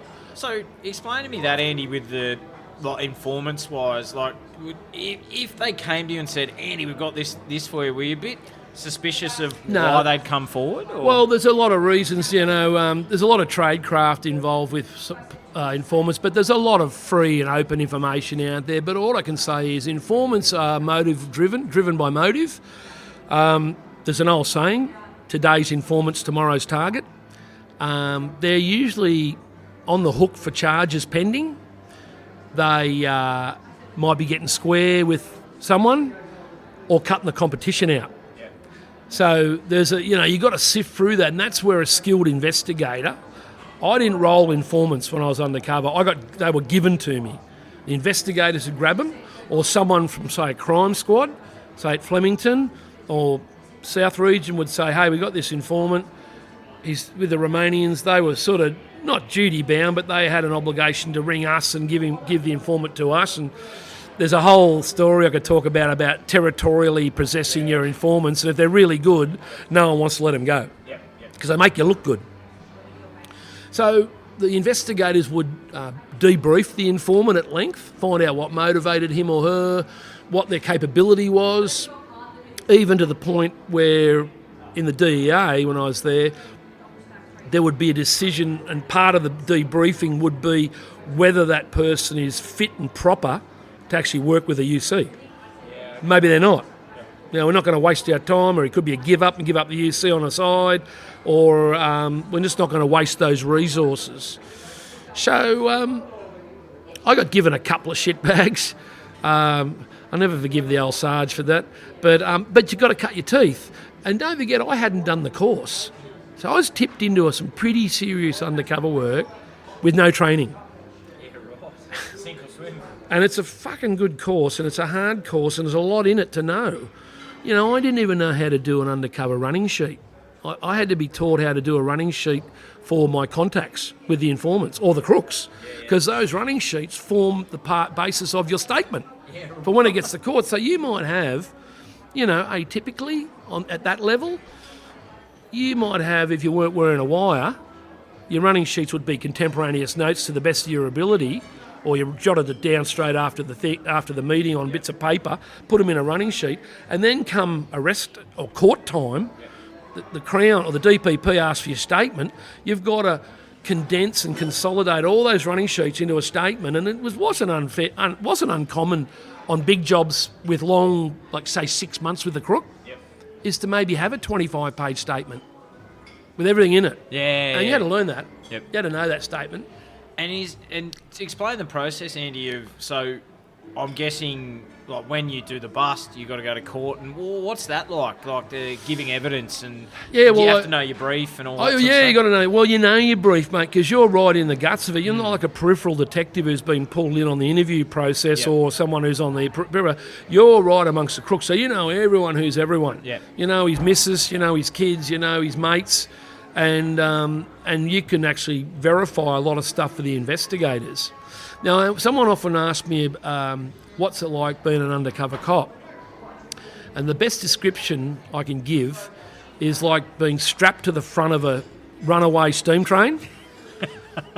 The stoker of the fire in the cockpit of the train is the case officer. Yep.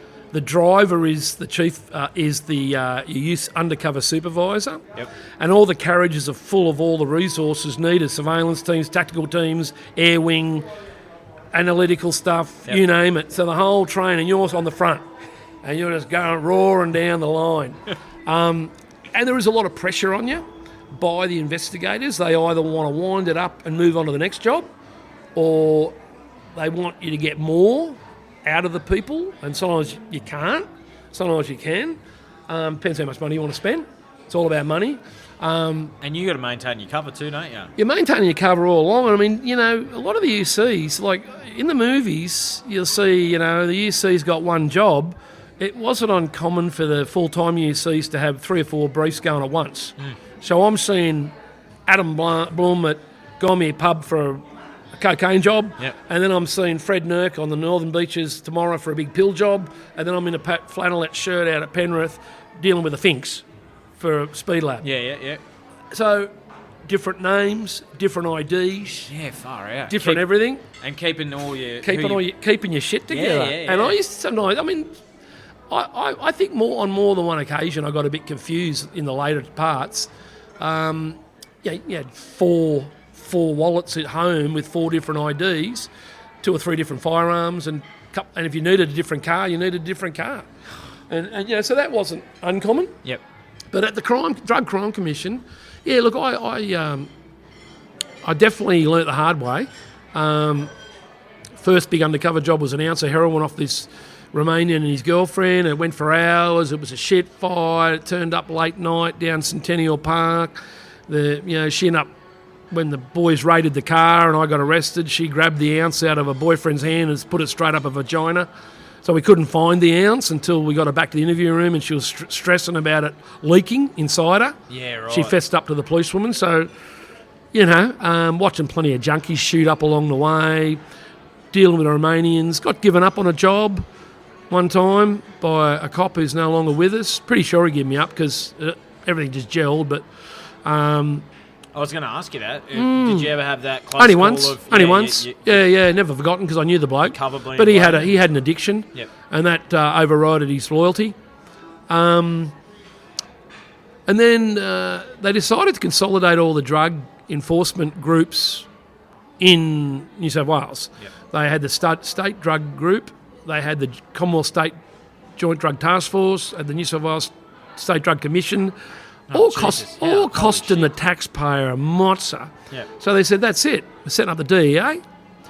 And in April 1989, it came to fruition, and they pulled everyone in together. So we all got pulled out of the Drug Commission. There was people come from the JDF, as they call it, Joint Drug Task Force, State Drug Group, which was your standard drug squad, Plantation Unit, Undercover Unit, and it was a fantastic model.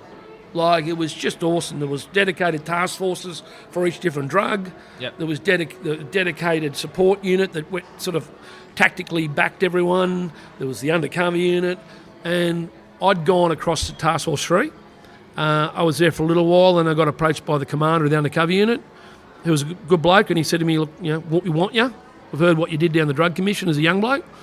I said, happy to go, really want to go, but can I please do the course?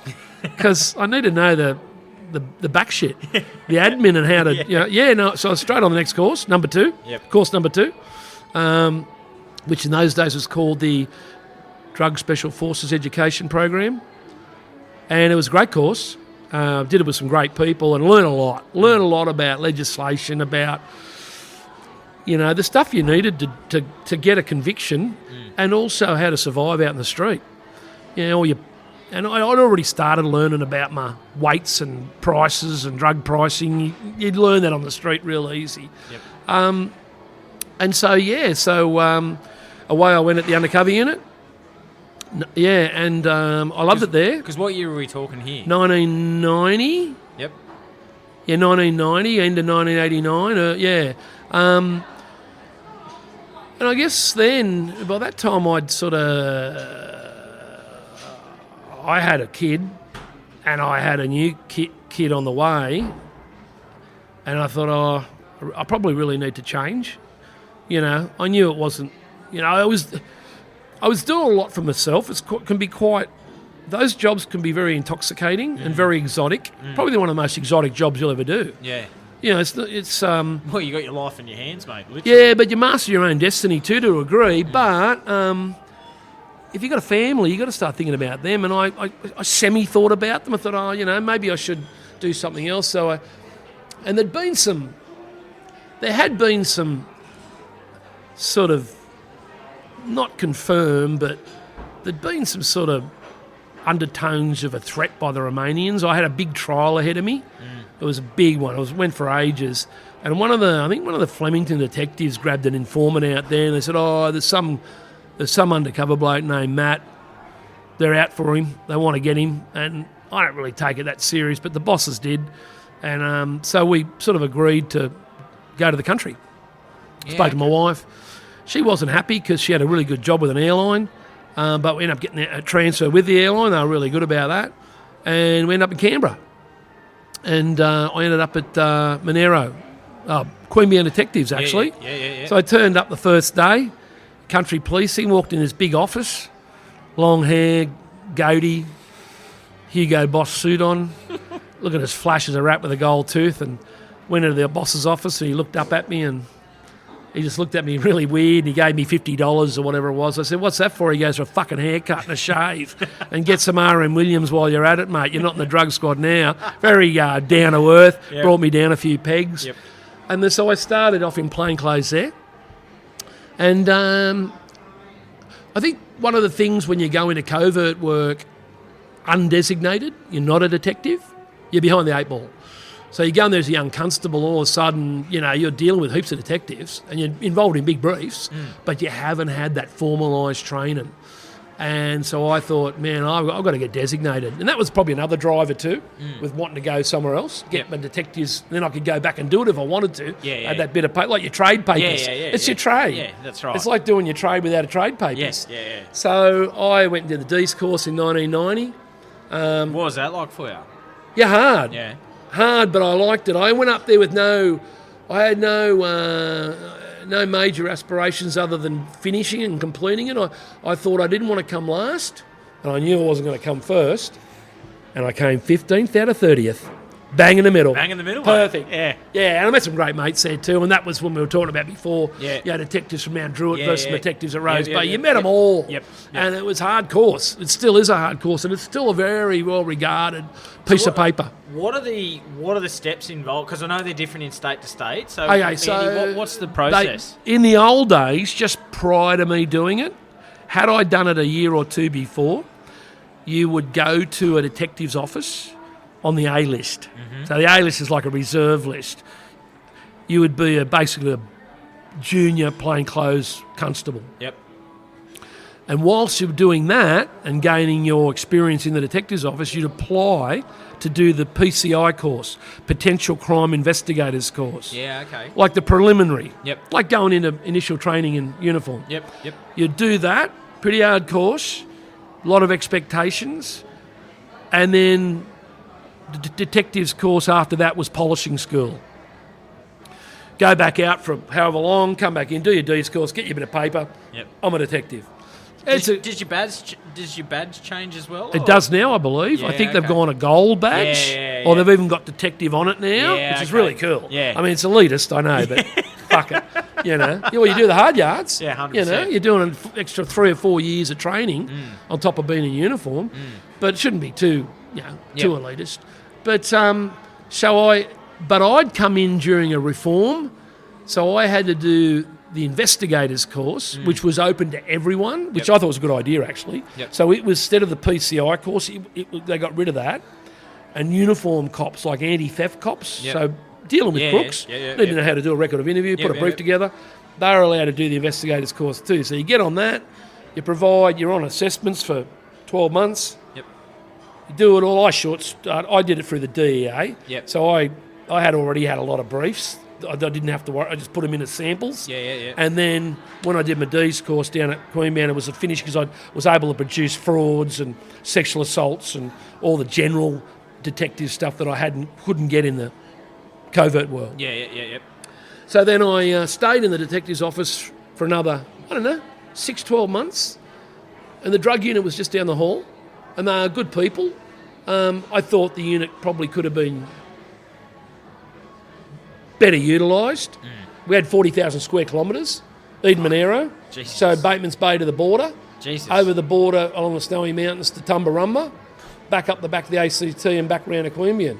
Big block of dirt. Yeah, that's a big... Snowfields, Yep. surf, and everything in between. Yep. And some good bikie gangs and some good crooks along the way. Yeah. So there was a bit of a rehash of the team within the drug unit, and they'd brought a really cool bloke up from Cooma, who'd been in the drug squad in Sydney, and of course he's sitting down the hall. Oh, we'll grab him. We'll grab Andy. He's an ex-UC and DEA and Crime Commission. So I sort of thought, from a marital point of view, is this going to work? But I couldn't help it. I was drawn, mate. Yep. And the great thing was, and then we grabbed another young bloke from downstairs, Scott Moller from the AFP, who you would have seen on the Brittany Higgins case. Yeah. Great bloke, young bloke from Manly Drug Unit, knew his shit, good strong man, love him to this day. And another young rapscallion from in uniform who he had the X factor. He was loose as shit. His paperwork was atrocious, but he was staunch, a good boy. Yep. So we formed up the Monero District Drug Unit, or newly formatted. Yep. And we had a country superintendent who really had he was a Mountie and a high patrol cop. Yeah. So when I went to him and said, listen, boss, you want to run this unit? We're going to go hard and we need your support. And we're going to be asking you for things that you've never done before. He goes, what like? I said, I might need you to go to the bank with your admin and get $100,000 out. He goes, well, I get it all back? I said, yeah, you'll get it all back, but I only need it for a few hours. You know. A bit of flash money. Yeah. That sort of stuff. Yeah. We need this, we need that. And there was a lot of tradecraft, back of house, IDs and all that. And he was awesome. He was awesome, man. He was visionary. He said, yep. And we made him look good. Yep. We started off, mate, and we developed our stable of informants. We crushed all the bikie gangs in their area. We crushed all the powder down the coast.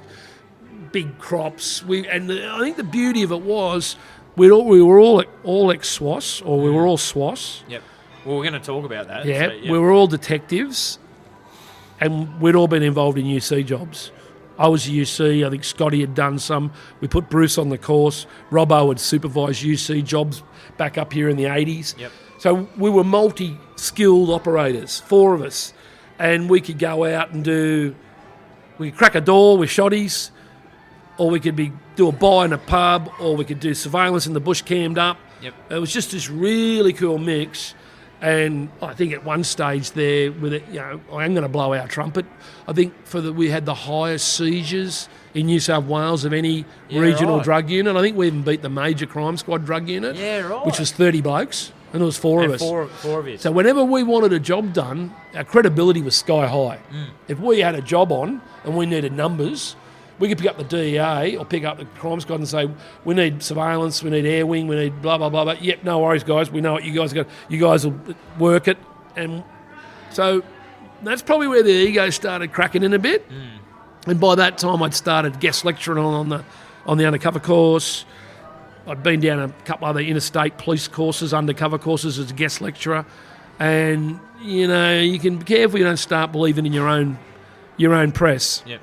But and things a bit ordinary at home, under pressure with 2 kids. My wife worked shift work, so I was trying to juggle everything. And but I loved it, mate. I absolutely loved it. So is that, and I want to jump in here, Yep. Andy, is that part of your career? Is that the fondest part that you look back on, the Monero days? Or? It was probably one of the most productive. Like, everything just came together. Those jobs, I think everyone out there who's listening to this will have a sweet spot in their career where everyone was awesome. Yep. No one bludged on anyone. They were a strong crew. Everyone was staunch. Yep. And we had a huge skill set. And and it was just, like I said, no one bludged on it. So, because we were so successful, and during that time, the AFP had made approaches to me and said, look, we want you to come over and start running some undercover jobs over here because we don't have an undercover capability. Yeah, okay. Which surprised the shit out of me for a premier law enforcement agency of Australia. They'd give it away after the Narcotics Bureau from Customs. There was something real nasty happened back then in the 70s, and they wanted nothing to do with undercover work. But then they'll reading the papers and going, look what these guys are doing. Yeah. 4 men, and we go, what are we doing? Looking around the office, old Teddy Foster, God love him, he's a commander over there. Ted's going, why are we doing this? So we went over, and the first thing I said, right, so I got seconded over there. And while I was seconded there, I got them on our course. And while I was over there too, I expanded my tactical background on their SOT teams. I was doing lots of courses, MOE courses, airborne rappelling, did their CPP course, their VIP driving. There was a whole range of stuff that I was given the opportunity to participate in over there.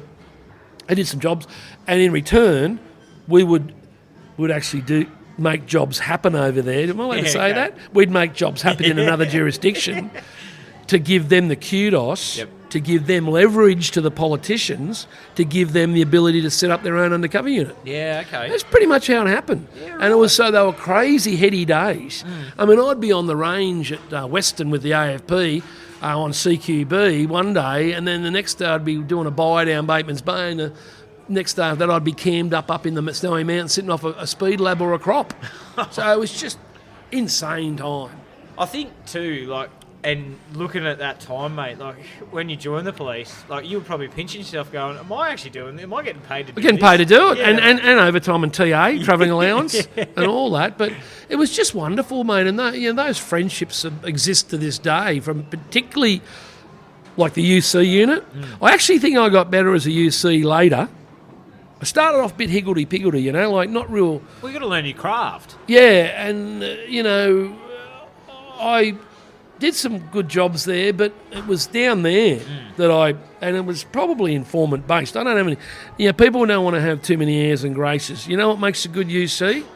A bloody good informant. Because if they're a gangster and they tip you in at the top end, you've beat a whole lot of rungs you've had to get through to jump through the hoops. You're straight in at the top.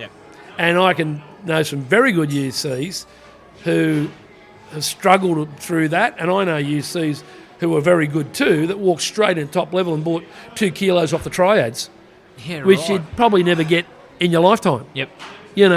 So there was kind of, there was a lot going on. It's not just you as an actor and pulling it off. There's a lot of support or a lot of holes lining up for it to occur. Yeah. So for you, you mentioned your cert day, and I want I want to bring in SWAS days. Yeah, your SWAS days and your Yeah. CERT days. Sorry, that's Queensland. That's mate. Queensland. Sorry, yeah. Shout out to Yeah, Bexy. yeah, Shout out yeah, to Bexy. Keithy, on you, Keithy. On you, Keithy. Talk about that. Where did the tactical side come in for, and where was the taste? Did you just want to be at the sharp end? Like, obviously, you're at the sharp end in your undercover stuff. Every bloke wants to. And if you can be at the sharp end at multiple places at once, giddy up. I started SWAS at the DEA, and then I wanted to go full-time SWAS. That was pretty tough to crack. There wasn't a big full-time unit. But I was happy being a regional SWAS operator. But I did like getting in the blacks and doing entries. And we did a couple of sieges. We did a big siege at Cairn Coburn where this ex-Vietnam vet shot his family up and killed a couple and wounded a few others. And we went down and did a hostage rescue out of the house. And there's nothing better than taking control of a stack and doing that job and pulling it off. And, there was some internal problems with that, command problems that probably exist with some people in their head to this day. But I don't like indecision. There's a couple of schools of thought. You either be indecisive and be safe, or you be decisive and pull something to a closure, but things may not be that hunky-dory at the end of it. But if you don't make that decision, it's still going to be sitting back at that unsafe level. And that's an area that I found that where I obviously got to be very careful being a spontaneous person. Probably the UC work really lended itself to that whole ADHD thing, mate. Yeah. We spoke about before. You're so left to centre that the crook has no idea that you're a cop. Because you're just a fucking lunatic. And they go, I like this bloke. Yeah. He's loose. He's a good mate to be around. He's loose. Yeah. And there's no way. And they would scratch their head when I get to court. And that was, sort of given that evidence. We speak about the Stockholm Syndrome. And I'm sure most ex-UCs or current listening to this, and it is a tenet. I've read some studies recently, global studies, on the betrayal factor of sitting in the witness box putting someone away that you actually quite liked because they were just in the wrong game. Had they been in another industry, they were probably going to be very successful, but they were selling drugs or guns. And sorry, pal, but and I never crossed that line. I was actually really sweet on a bird. I was really sweet on her. She was gorgeous, and she was moving a fair bit of heroin and pot. And, I didn't feel good sitting in the witness box watching her, giving it to her, because I was putting her away for about 6-7 years. Yeah, right. And she's looking up with these big puppy eyes. And I feel like saying, don't look at me like that. But some people got a little bit too close and ended up sort of, there's lots of stories. I mean, it's an old profession, mate. Yeah. I mean, it's not that far removed from espionage, spying, and honeypot and all that sort of shit. Well, Banksy said it in his podcast where he was told by when he went into UCs, a mentor of his said, don't shag the target. Or the informant. And it was like you're saying there. Yeah, there's that real fine line. Yeah. To, the puppy eyes and you go. Oh yeah, but you got to go and go. Well, yeah, she's a good sort, but she's fucking moving heroin. She's a criminal. I wouldn't like to be the kids' parents that's on the junk and worry about them. So I was pretty motivated, I wasn't too... I used to feel a little bit of... But then there was blokes I just couldn't wait to slot. Blokes that had fucked me around undercover. Yep. Like there was one bloke, a few blokes, but there was a couple particular blokes and one bloke in particular that just always stood me up. He was a smart ass. He was an arrogant drug dealer. He had his head up his ass. He used to take... I think he was brand new at it, so his head was right this big as Texas. And I just loved slotting him, and I had words with him at the cell door. Yeah. I probably won't talk about it here. It's in my book, but I absolutely give it to him. And I got down and dirty in that conversation to the point where he started headbutting the bars of the cell. Yeah, I got him that riled up because that's what he'd done to me for the last 6 months. And I wasn't really cut that way. I'm not cut to be a prick, but sometimes things have got to be done. I talk about, in plain clothes, in the old days, before video, it wasn't uncommon to bounce a bloke around the interview room, particularly a real bad prick like a rapist or a murderer, and try and make sure that he's not bullshitting about what happened. And had to be done. The old phone book. The old Oh, phone I book. used to be fist, mate. Fuck the phone book. That's all. Yeah, that's yeah. No, but it's good. But but I just found that when I looked at some blokes, they actually enjoyed doing it. I didn't like doing it, but it had to be done. Yep. And once you start seeing that smile on that bloke's face, he's wailing into or laying into a crook, you go, mate, I think you need to change jobs. I don't want to be around you. Some blokes like the nastiness. Yeah, they took it a bit too far. It's a job for me. Yep. I didn't really take a lot of... I mean, had to do it, no problem. Yep. But I'm not going to take a lot of stock in it. So down Monero, the tactical stuff I loved. I was I think it was about a 3-year period there where I was doing heaps of training with the SOT in the feds. I actually ended up becoming a negotiator during a while. I was tactical, which is really unusual. Yep. Normally you're a retired tactical guy. Yep. And I got called out to sieges, did a couple of really big sieges, decent sieges. And all the while I'm running new siege jobs, so I'm actually sitting in a class at the academy, and a crook rings me, and I got and I'd go out and took the gig, informant, and the boss would get the shitsy, or the trainer, he goes, "What the fuck you doing, Panda? Supposed to be in a class," and man, I'm in the middle of a big drug job, and they'd be okay with it. So I took on a lot, probably took on too much, but I was just a sponge, mate. I was just loving it, and. Some blokes say, they go, "Oh, you do too many courses, you're obviously not locking blokes up." There's a bit of this old detective that, your bread and butter's charging blokes and putting me before court. Mate, I went through my work diaries the other day, and no fucking shortage of court cases in that, mate. every second or third day was court. Yep. So, but I managed to just put in, and I loved it. And then we ran some big ops with the feds. Some big jobs, and they loved it, and they loved the training, and then the bosses started, and what it did was it precipitated them to set up the Axiom program, which was their undercover program, and one of my very good mates established that for them, did all the groundwork, set it up beautifully, and it's, from all intents and purposes, it's going really, really well. And then about I had a bit of a stink in an undercover job, 95, guns pulled, shots fired, over a few pounds of pot in a room. Probably won't go into it fully here, ads. It's a bit labour intensive, that job. But it precipitated, and what it did was I thought, you've had enough, bro. You've had enough. Your missus hardly talks to you. Kids don't see you. And I got encouraged to go back to Sydney. And I was looking at my third stripe. So I wasn't going to get it down there. Sergeants are dug in like Alabama ticks in the bush. You got to go back to the masses and get it. So I went back to the DEA, back to the support unit, which I loved. It was great to see all the old mates. And I was designated by this time, so I was a detective, and I was running cases and kicking down, getting me out. It was real cool. And then probably, like a year into that, got seconded to this special task force in police corruption and multiple murders. And we were all sworn to secrecy back down to the Crime Commission. And I spent pretty much and the boss again, another visionary boss, who said basically, "Andy, I know what you can do. I know what your strengths are. You got my blessing. Go and do it." So, I rolled out reports to the Chief of the Army, Chief of the Defence Force. I wanted Special Forces. I wanted this. I wanted that. And it was all approved.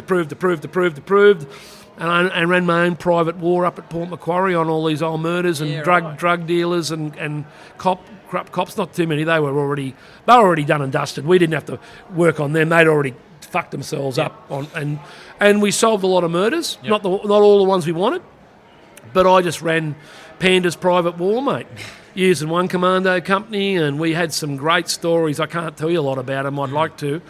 Probably will write a book about that one day. And probably have to Anyway, so back in Sydney, I'd already started using drugs. I'd used that before, back in the 90s. And I'm just going to get old mate the publican Yep. to get a shot of us. And Thanks, mate. thanks, Nev. Shout out to Nev the publican at Gymea. So anyway, I'd been touching up the drugs for a few years, and I'd sort of managed to keep on top of it. And because of most of the work I'd done was physically, like a lot of this tactical stuff, Yep. I couldn't operate on it. Couldn't do it. I was a pretty fit character by genes. Genetically, I was fit. Yep. But I loved my training. But I struggled with it and off, and then I think because of that isolation we spoke about earlier, Ads, Yep. all the UC work. I mean, I used to go on jobs. My boss I'd get a sports car from the local car yard. I'd rent it for 10 days. I knew who I was working on. We had targets, and I'd just fuck off. Go get a motel room or wherever. And, I was on my own, and I loved it. Yep. But, you sort of, the debt's creeping in. There's an isolation debt Yep. that I wasn't aware of. And because I was good, they left me alone. Yeah. I didn't struggle. So they go, he's pulling all these awesome jobs, let's let him go. And then I'd flick over and do some tactical stuff, and then a bit of downtime, and I'd go and score some speed, and I tried coke, and coke was good, but I loved my speed. And this sort of later on down the track, it just sorted my brain. And because I had so much on up the coast, I would do 10 days on, 4 days off. I would come back, play up a bit, see my family. By this time, marriage is pretty fucked. What do I do? What do I say? I bought it all on myself.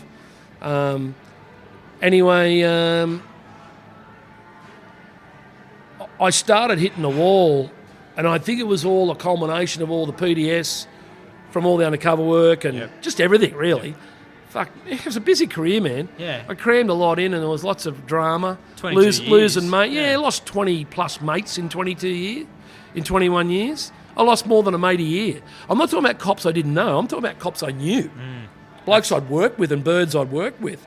You forget about all that stuff that's sitting in the background there. Mates blow themselves brains out at the Mounties. Yep. Stevie Leach blew his brains out at Parramatta. Rampo, the Burnsies, the whole thing, Dana Heffernan, all these wonderful young police gone, never coming back.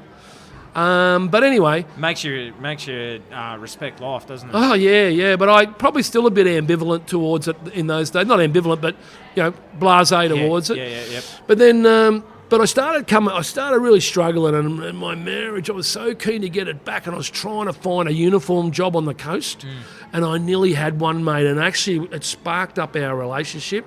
I nearly had a spot at Kiama in GDs, and I went to a mate of mine's missus because they both work down there, and they look after their own. Yep. I can't be angry with that. And I remember pulling over when they rang me and told me I didn't get it. I was on the freeway coming back from Puma. I burst into tears, mate. I was a fucking mess for about an hour. I just saw it. I thought, that's it. It's fucking done.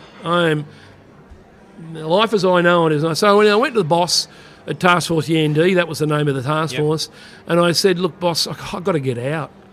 Like, The pressure's it's building, and he goes, I can see it in your Panda. Like, fuck, I'd probably let you go too much in a lot of words, but I asked for it. Yep. I've got to take responsibility. We wanted it. But you're going, be careful what you wish for. That's the old saying. Yeah, absolutely. Anyway, the Royal Commission had sort of settled down a bit. We're sort of talking about end of 97, and the task force was winding up. And he said, mate, what do you want to do? I said, I've heard about Dignitary Protection. The boys are over there, got a good crew, and the Olympics are ramping up. I'd like to have a crack. He goes, I'll support you. I know the boss. You've done a great job here. That was one good thing, Ads. I had always gone wherever I wanted to go. And it was no great recipe to it. I didn't suck-hole anyone. Just hard work, mate. Good worker, puts his head down, solid. Yep. Good guy, I'd like to think. Yeah, 100%. Chatterbox, but that's cool. So am I. And so I was very lucky in my career. I went everywhere I wanted to go, except for that NCA job.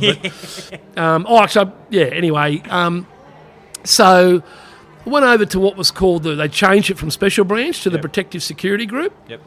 And there was a few good old ex-tactical blokes had gone there. There was a few good old detectives from the DEA had gone there. And I'd gone over to the operations unit, which is a protection unit. Had Andrew Slattery over there, who's a champion boss, the commander. We had a love-hate relationship.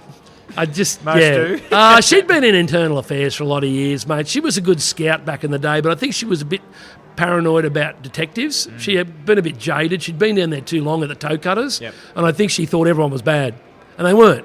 You're actually very hard to be bad at Special Branch or PSG over there. Yeah. Like, the worst you get over there is sneaking out to the gym on your lunch break or having a beer down the pub. Because there was no risk, there was no vice, no money, no crooks involved. Did the first course when I got over there, the close protection course, and then she came in and said, "Look, I've got news for you, mate. Here's your brief. Me and Lee Howe and Marky Hargraves and Matty Moss. I want you to write the national-based competencies for close protection. I want you to roll it out and train, 500-600 police before the Olympics." Yeah, right. So we're sort of sitting there looking at the brief going, wow, it's not something you do every day. Yeah.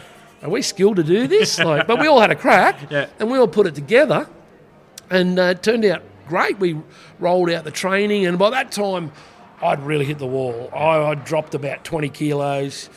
I wasn't sleeping. Drug use, out of drug use. I was living on coffee and cigarettes pretty much. Training my ass off, super fit. Yep. I don't know how I was, but I was. That was your outlet. Taking the classes on PT every morning, 5 a.m. off the playground, running them in the bush with logs on their shoulders and pushing buses and on the range and organising guest lecturers from all the different, because we had guest lecturers coming in from ASIO and Prime Minister and Cabinet and Premier's Department, everything. It was great.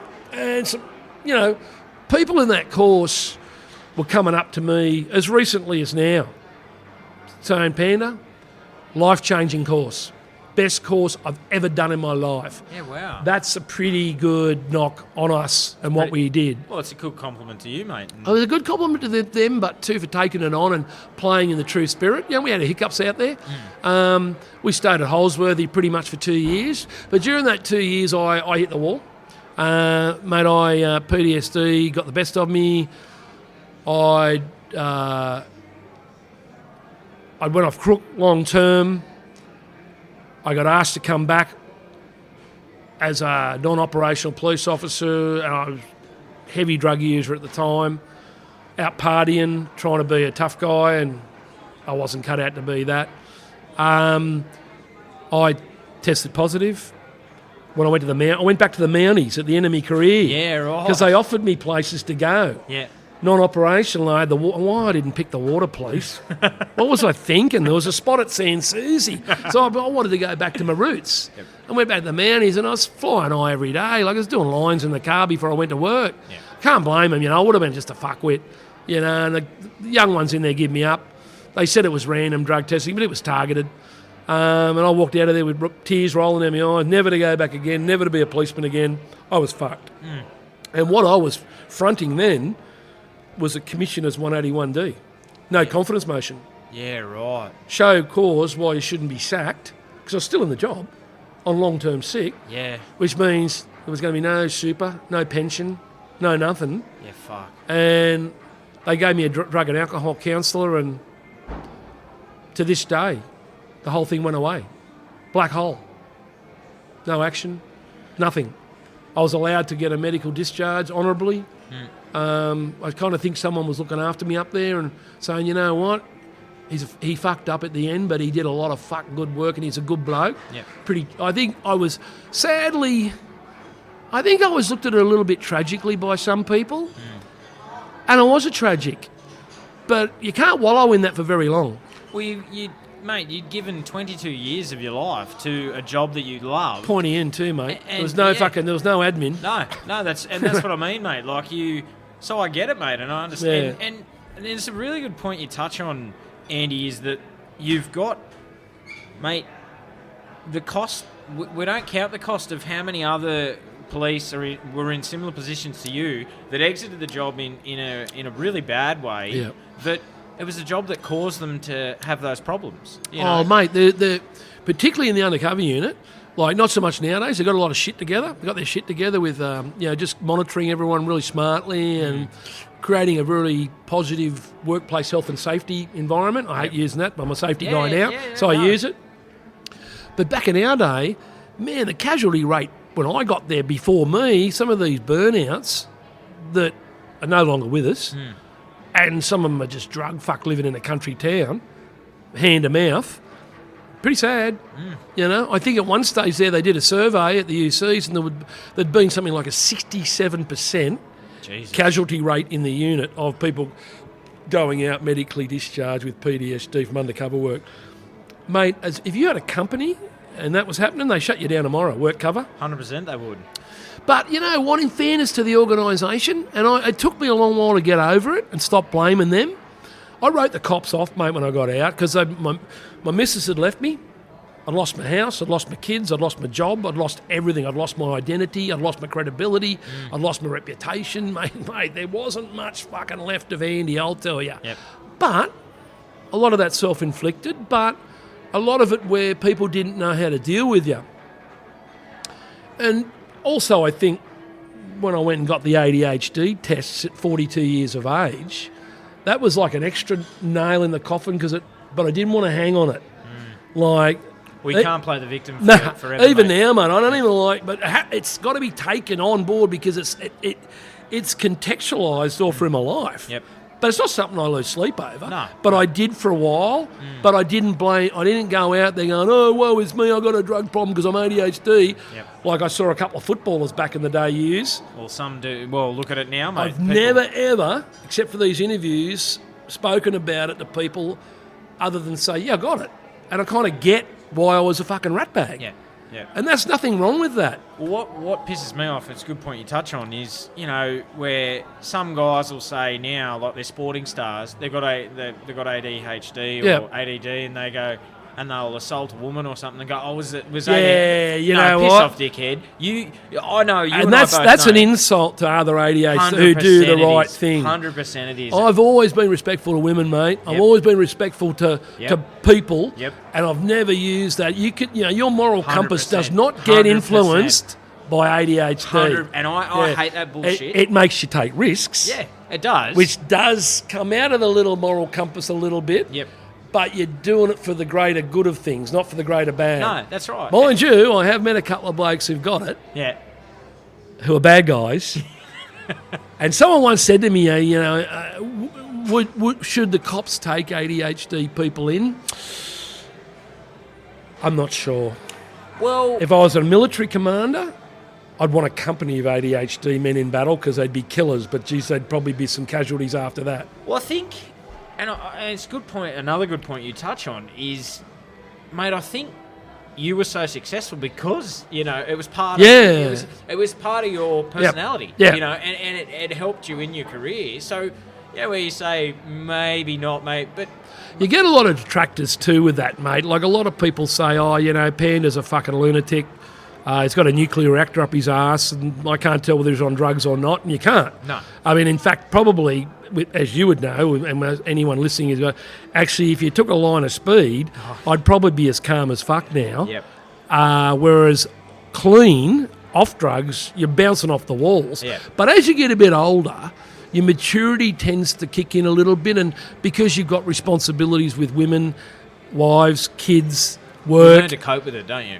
Yeah, you learn to put a bit of a different slant on it. But, I know when you're young, it's very hard to rein in. Oh, yeah, my parents, and I talk about it in my book, and my parents copped so much flack off people who had no idea we were medicated. Yeah. And my parents did all the work of, they did all the studies. They didn't approach it lightly, and medication, and I'd go off it during school holidays. Yep. And then by the second week, I'd go to my mum, I want to go back on it. Yeah. I need to go back on it. Yeah, so I never had that availability until I started self-medicating undercover. Yep. One of the first things the doc said to me at the ADHD clinic when I went there at 42, and I actually went with my ex-wife, God love her, she actually said, "I want to know about this, even though we're not together anymore." Yep. It was a bit cathartic for her, actually, and it was for me, but the first thing the doc said, I saw you worked undercover, what's your favourite drug? I said, well, it's not cocaine. I didn't mind the shit, but speed. Yep. Just good old amphetamine. He looked at the other doc like that, and they go. So I had to do the tests, and then I did the Ritalin, to come back and did the test again, and blah, blah, blah. But, I still struggle whether I really... Did I want to know? Actually, did I want to put a label on it? Or did I want to keep it like my dad had me as, he's just a hyperactive kid. Like a border collie. Like a border collie. Yeah, exactly. But, so look, I finally got discharged. I hated the cops for a long time. It's an easy flog. It's easy to flog the blue. You can hate the organisation, but what you be careful is what I did was I actually threw everyone under the same blanket, all me mates. I had nothing to do with them for a while, and don't forget I was a drug user. And I didn't really want to put me mates. I'd go to a couple of police functions off my fucking head on the coke, go to the shitter every 5 minutes, and a couple of them just looking at me going, "You right there, Panda?" "Yeah, I'm fine." "Yeah, sure you are." And I felt pretty bad. So anyway, I cleaned myself up, got good jobs, backed myself, took a few basic jobs first, brickies labourer, wharfie, baggage handler, and then I thought, you can do better than that. Went to the Middle East, did some private security. We didn't really touch on the CPP, but no. But that what got me the gigs in the Middle East because I'd looked after some pretty famous people through there. So can you just quickly touch on some of those? Like, mate, heaps. Like who were some of the good ones that you looked after? John Howard, Pauline Hanson, Alexander Downer, General Henry Shelton, Chairman of Joint Chiefs of Staff, Madeleine Albright, US Secretary of State, Mary McAleish, Irish Prime Minister, Jerry Adams, Sinn Féin leader, like him or lump him, but he was good to us. President of Argentina, heaps and heaps alike. I was on the GG's team for 8 months. He was great, Sir William Dean. Yep. Champion bloke. I really liked being with him. Just had the aide de camp, the military guy with you, and Sir William. And we just three of us, like travelling Wilburys, go to all the functions. But I liked the work as a protection officer. I was pretty trim then and pretty fit. It was all, when I say it's all care, no responsibility, you had to do your risk assessment, you had to do your operational orders and your movements and your advances and have everyone tied in. But small stuff, like small packages, small protection packages, just gold. Yeah. No issues. No problems. Bread and butter. Yeah, and good people. And it's all threat based. Yeah. So if they're right down the bottom here, 4B instead of 1A, giddy up. Yeah. So you mentioned 2006 you started doing a lot of CP. You found yourself again, like you found purpose again. And you're very much like me, Andy, where if there's a purpose, you're driven and you'll do it. If there's no purpose, forget it.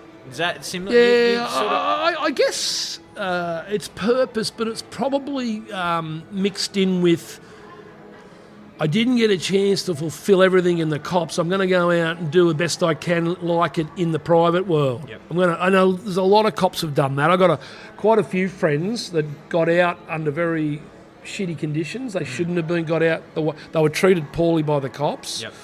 And they went out and said, I'm going to show the police force. And they've kicked off and had massive careers. So I wasn't too badly like that. I didn't want to be a boss. I tried a bit. I found that my PTSD, even to this day, I have a ceiling of responsibility. I can get to that. If I go past that, through the roof, it all starts to come back out of me. So I just keep under that now. And there's some good little gigs in there. Yep. And I've found some good jobs that I can be proud of. Jobs where I can actually make a difference, because I do like making a difference. Yep. I don't like going to work and punching a time card where there's no difference. If I can walk out of there and see tangible changes from what I've done or people working with me, I'm pretty happy. And I'd still do it to this day in PNG where I work. Well, what are you doing now? Well, I'm mining safety, but I've been in safety for the last, 10 years at least. It's a little bit of a double-edged sword with the old ADHD. It's very compliance safety, but when it comes to actually engaging with people to get them to value their job and value the safety process, none better than XUC, mate. Walking the walk amongst them all, knowing their names. I learnt things about knowing people's names, knowing what they did, what their kids did, knowing what their favourite hobby was. So I walked past guys up in PNG, one of the little Filipino guys, or one of the Papuans, "Oh, mate, how's your young bloke in the soccer team?" Yep. He goes, "You remember?" I said, "Of course I do." And little things like that, mate, mean a lot to people. Yeah, it means a lot to me. 100%. If someone says to me, "Oh, Andy, how's your cat going at home? Or how's your missus from my wife's Indonesian? Yep. How's your Indo? You eating that good Indo food still?" Because I remember.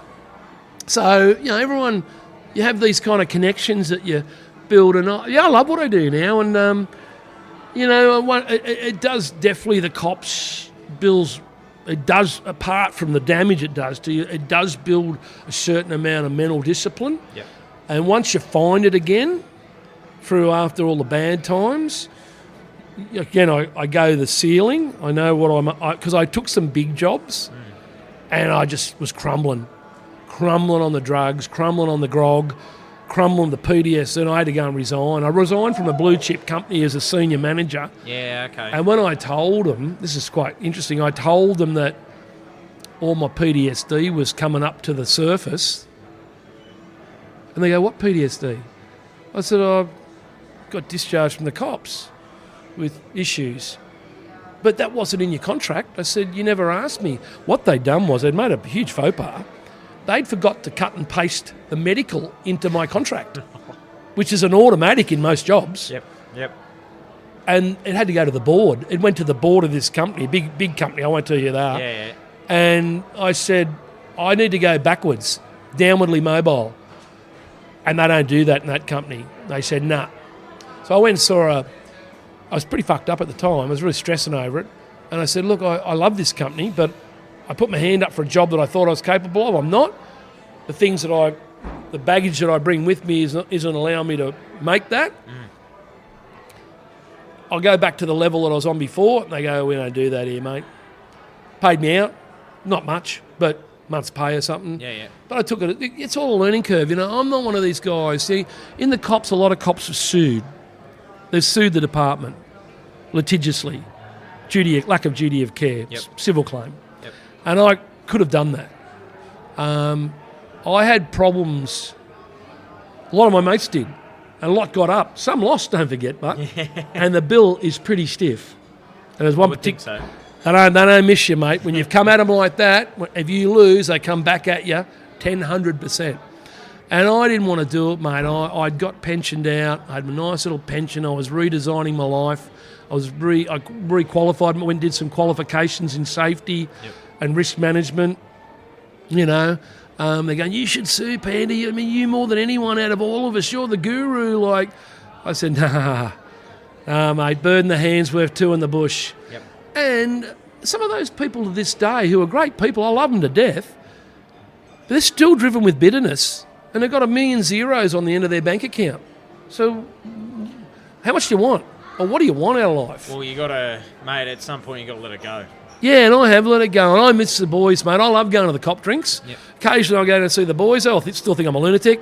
I rock in, they go, "Oh, here's Panda." They all roll their eyes. Yep. But I love them, mate, to death. They're great blokes, and there is a bond, particularly you would have seen in the military. Yep. Probably the more specialised the unit, the closer the bond.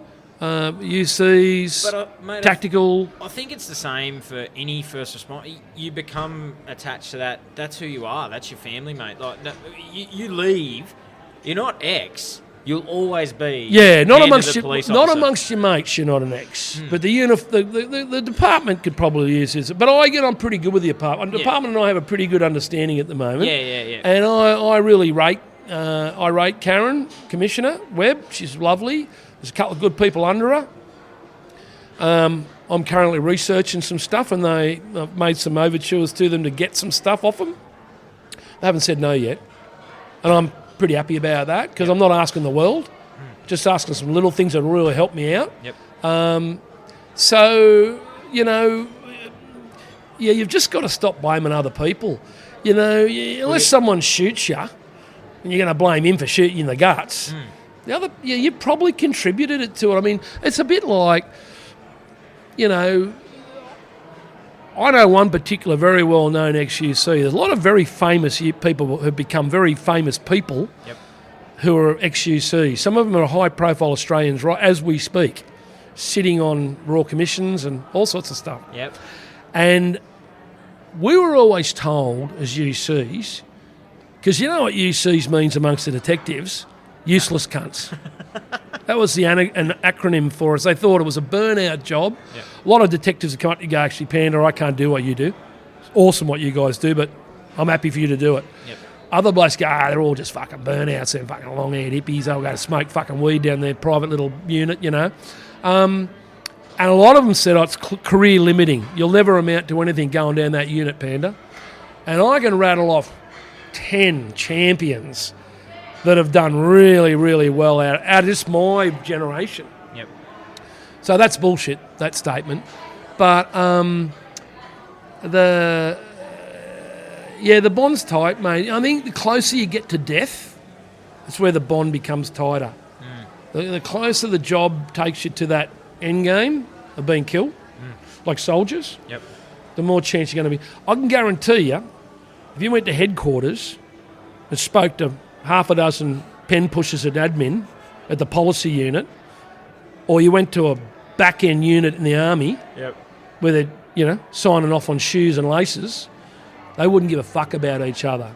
But you push out to the front end, and the closer you get to that front trench, same in the cops. Coalface, yep. Very close. Yep. Forever.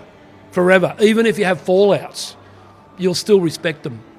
100%. You know, people have blued about me doing podcasts and writing stuff. For me, it's cathartic. I don't expect everyone to do it. If they do it, great, I'll support them. Yep. It's one of those things where, you know, I don't bag people for doing stuff as long as they're not putting anyone at risk. Not talking about tradecraft. Most of my tradecraft's 30 years old. Yeah. You can get my shit out of gimmicks. The stuff they did in Afghanistan is so far out of the game compared to what I did. I mean, I can't even begin to tell you what UC's, how they operate now. I do know. I'm not going to tell you. Yeah. But blokes go, you're talking about tradecraft. I said, let it go, pal. It was 1991. Fucking get over yourself.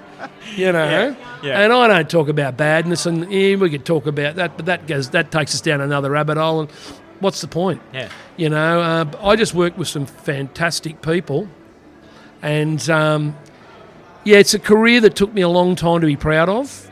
Actually, it took me a long time to be proud of myself, post-cops. Wasn't happy on the drugs, mate.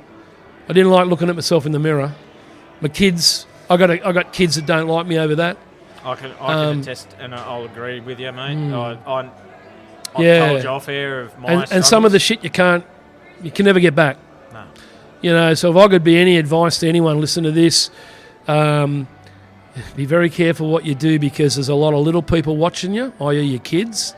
There's other good people watching you who might have respected you back in the day, and they might not respect you as much now as they did in the past. Redemption's a very big thing in my life at the moment. I don't expect to please everyone, but I want to redeem myself personally for Panda.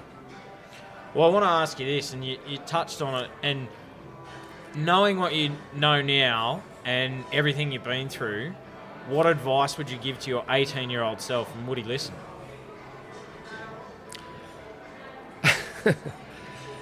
I think probably I would have given to my advice to young Panda at 18. Yeah, go and join the drug squad.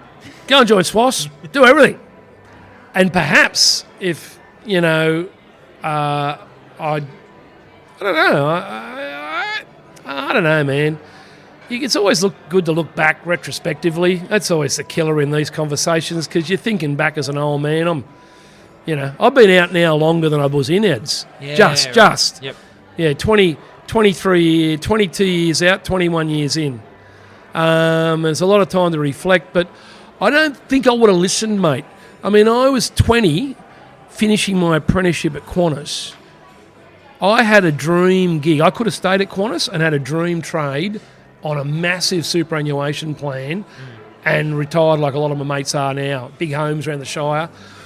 My father and my father-in-law were operators out at the refinery, and they could have slotted me straight in there as a junior operator.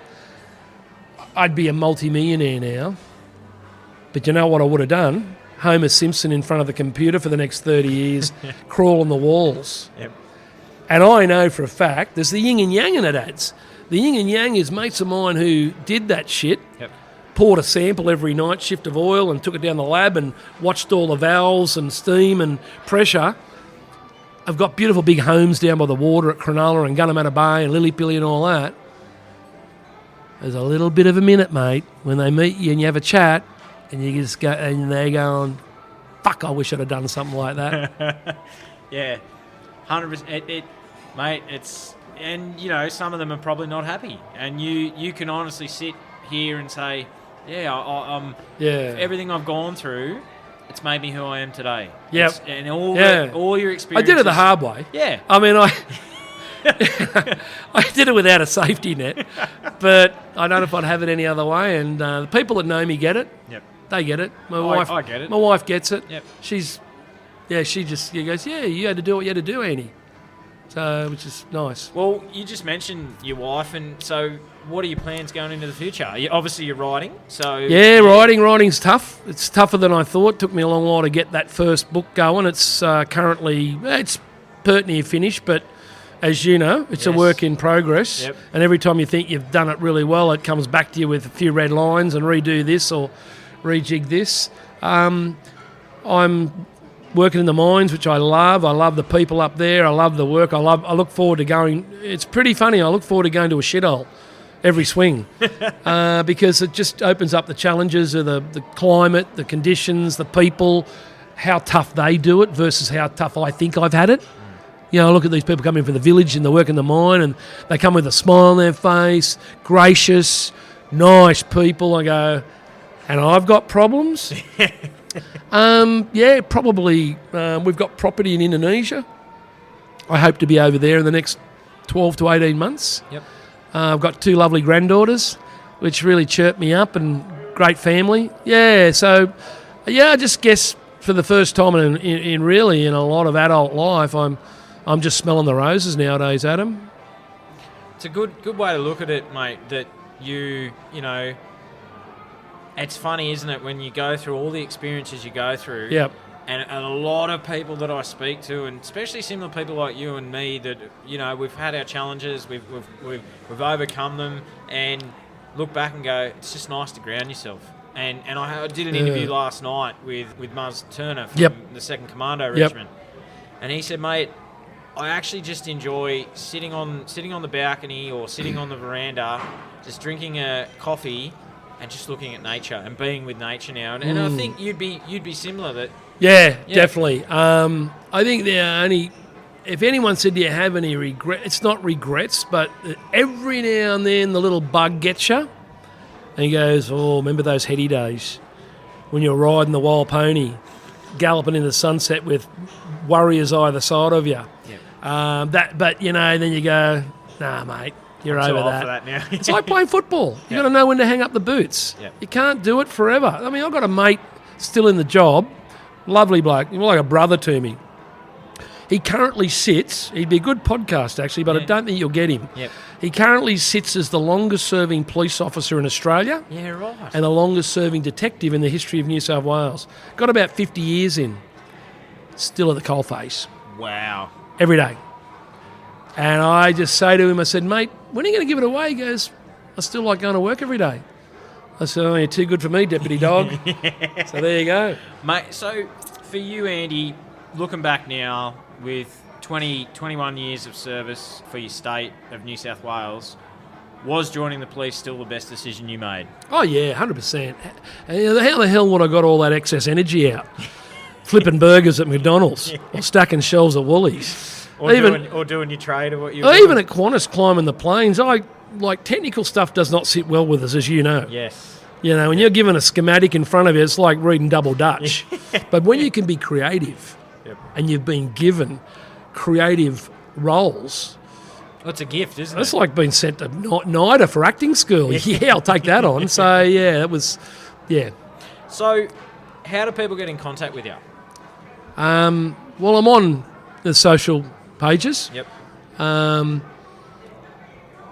on the social platforms, LinkedIn and Facebook and whatnot. If you're any of my ex-targets, don't get in contact with me.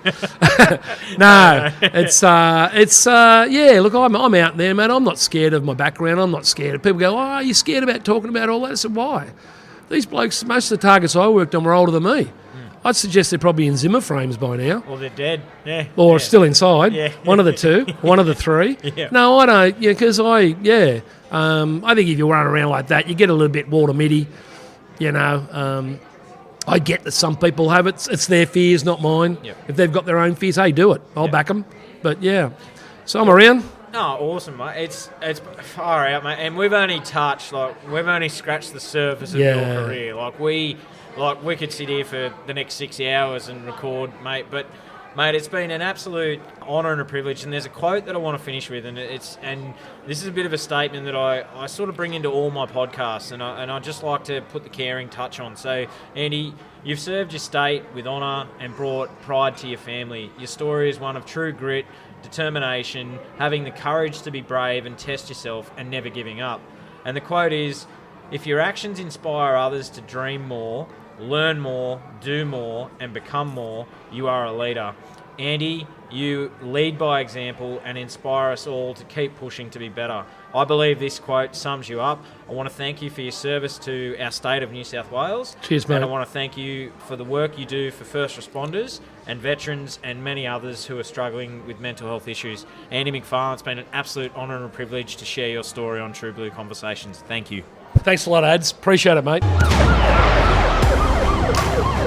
Thank you for tuning in to this episode of True Blue Conversations with your host, Adam Bloom. See you on the front line.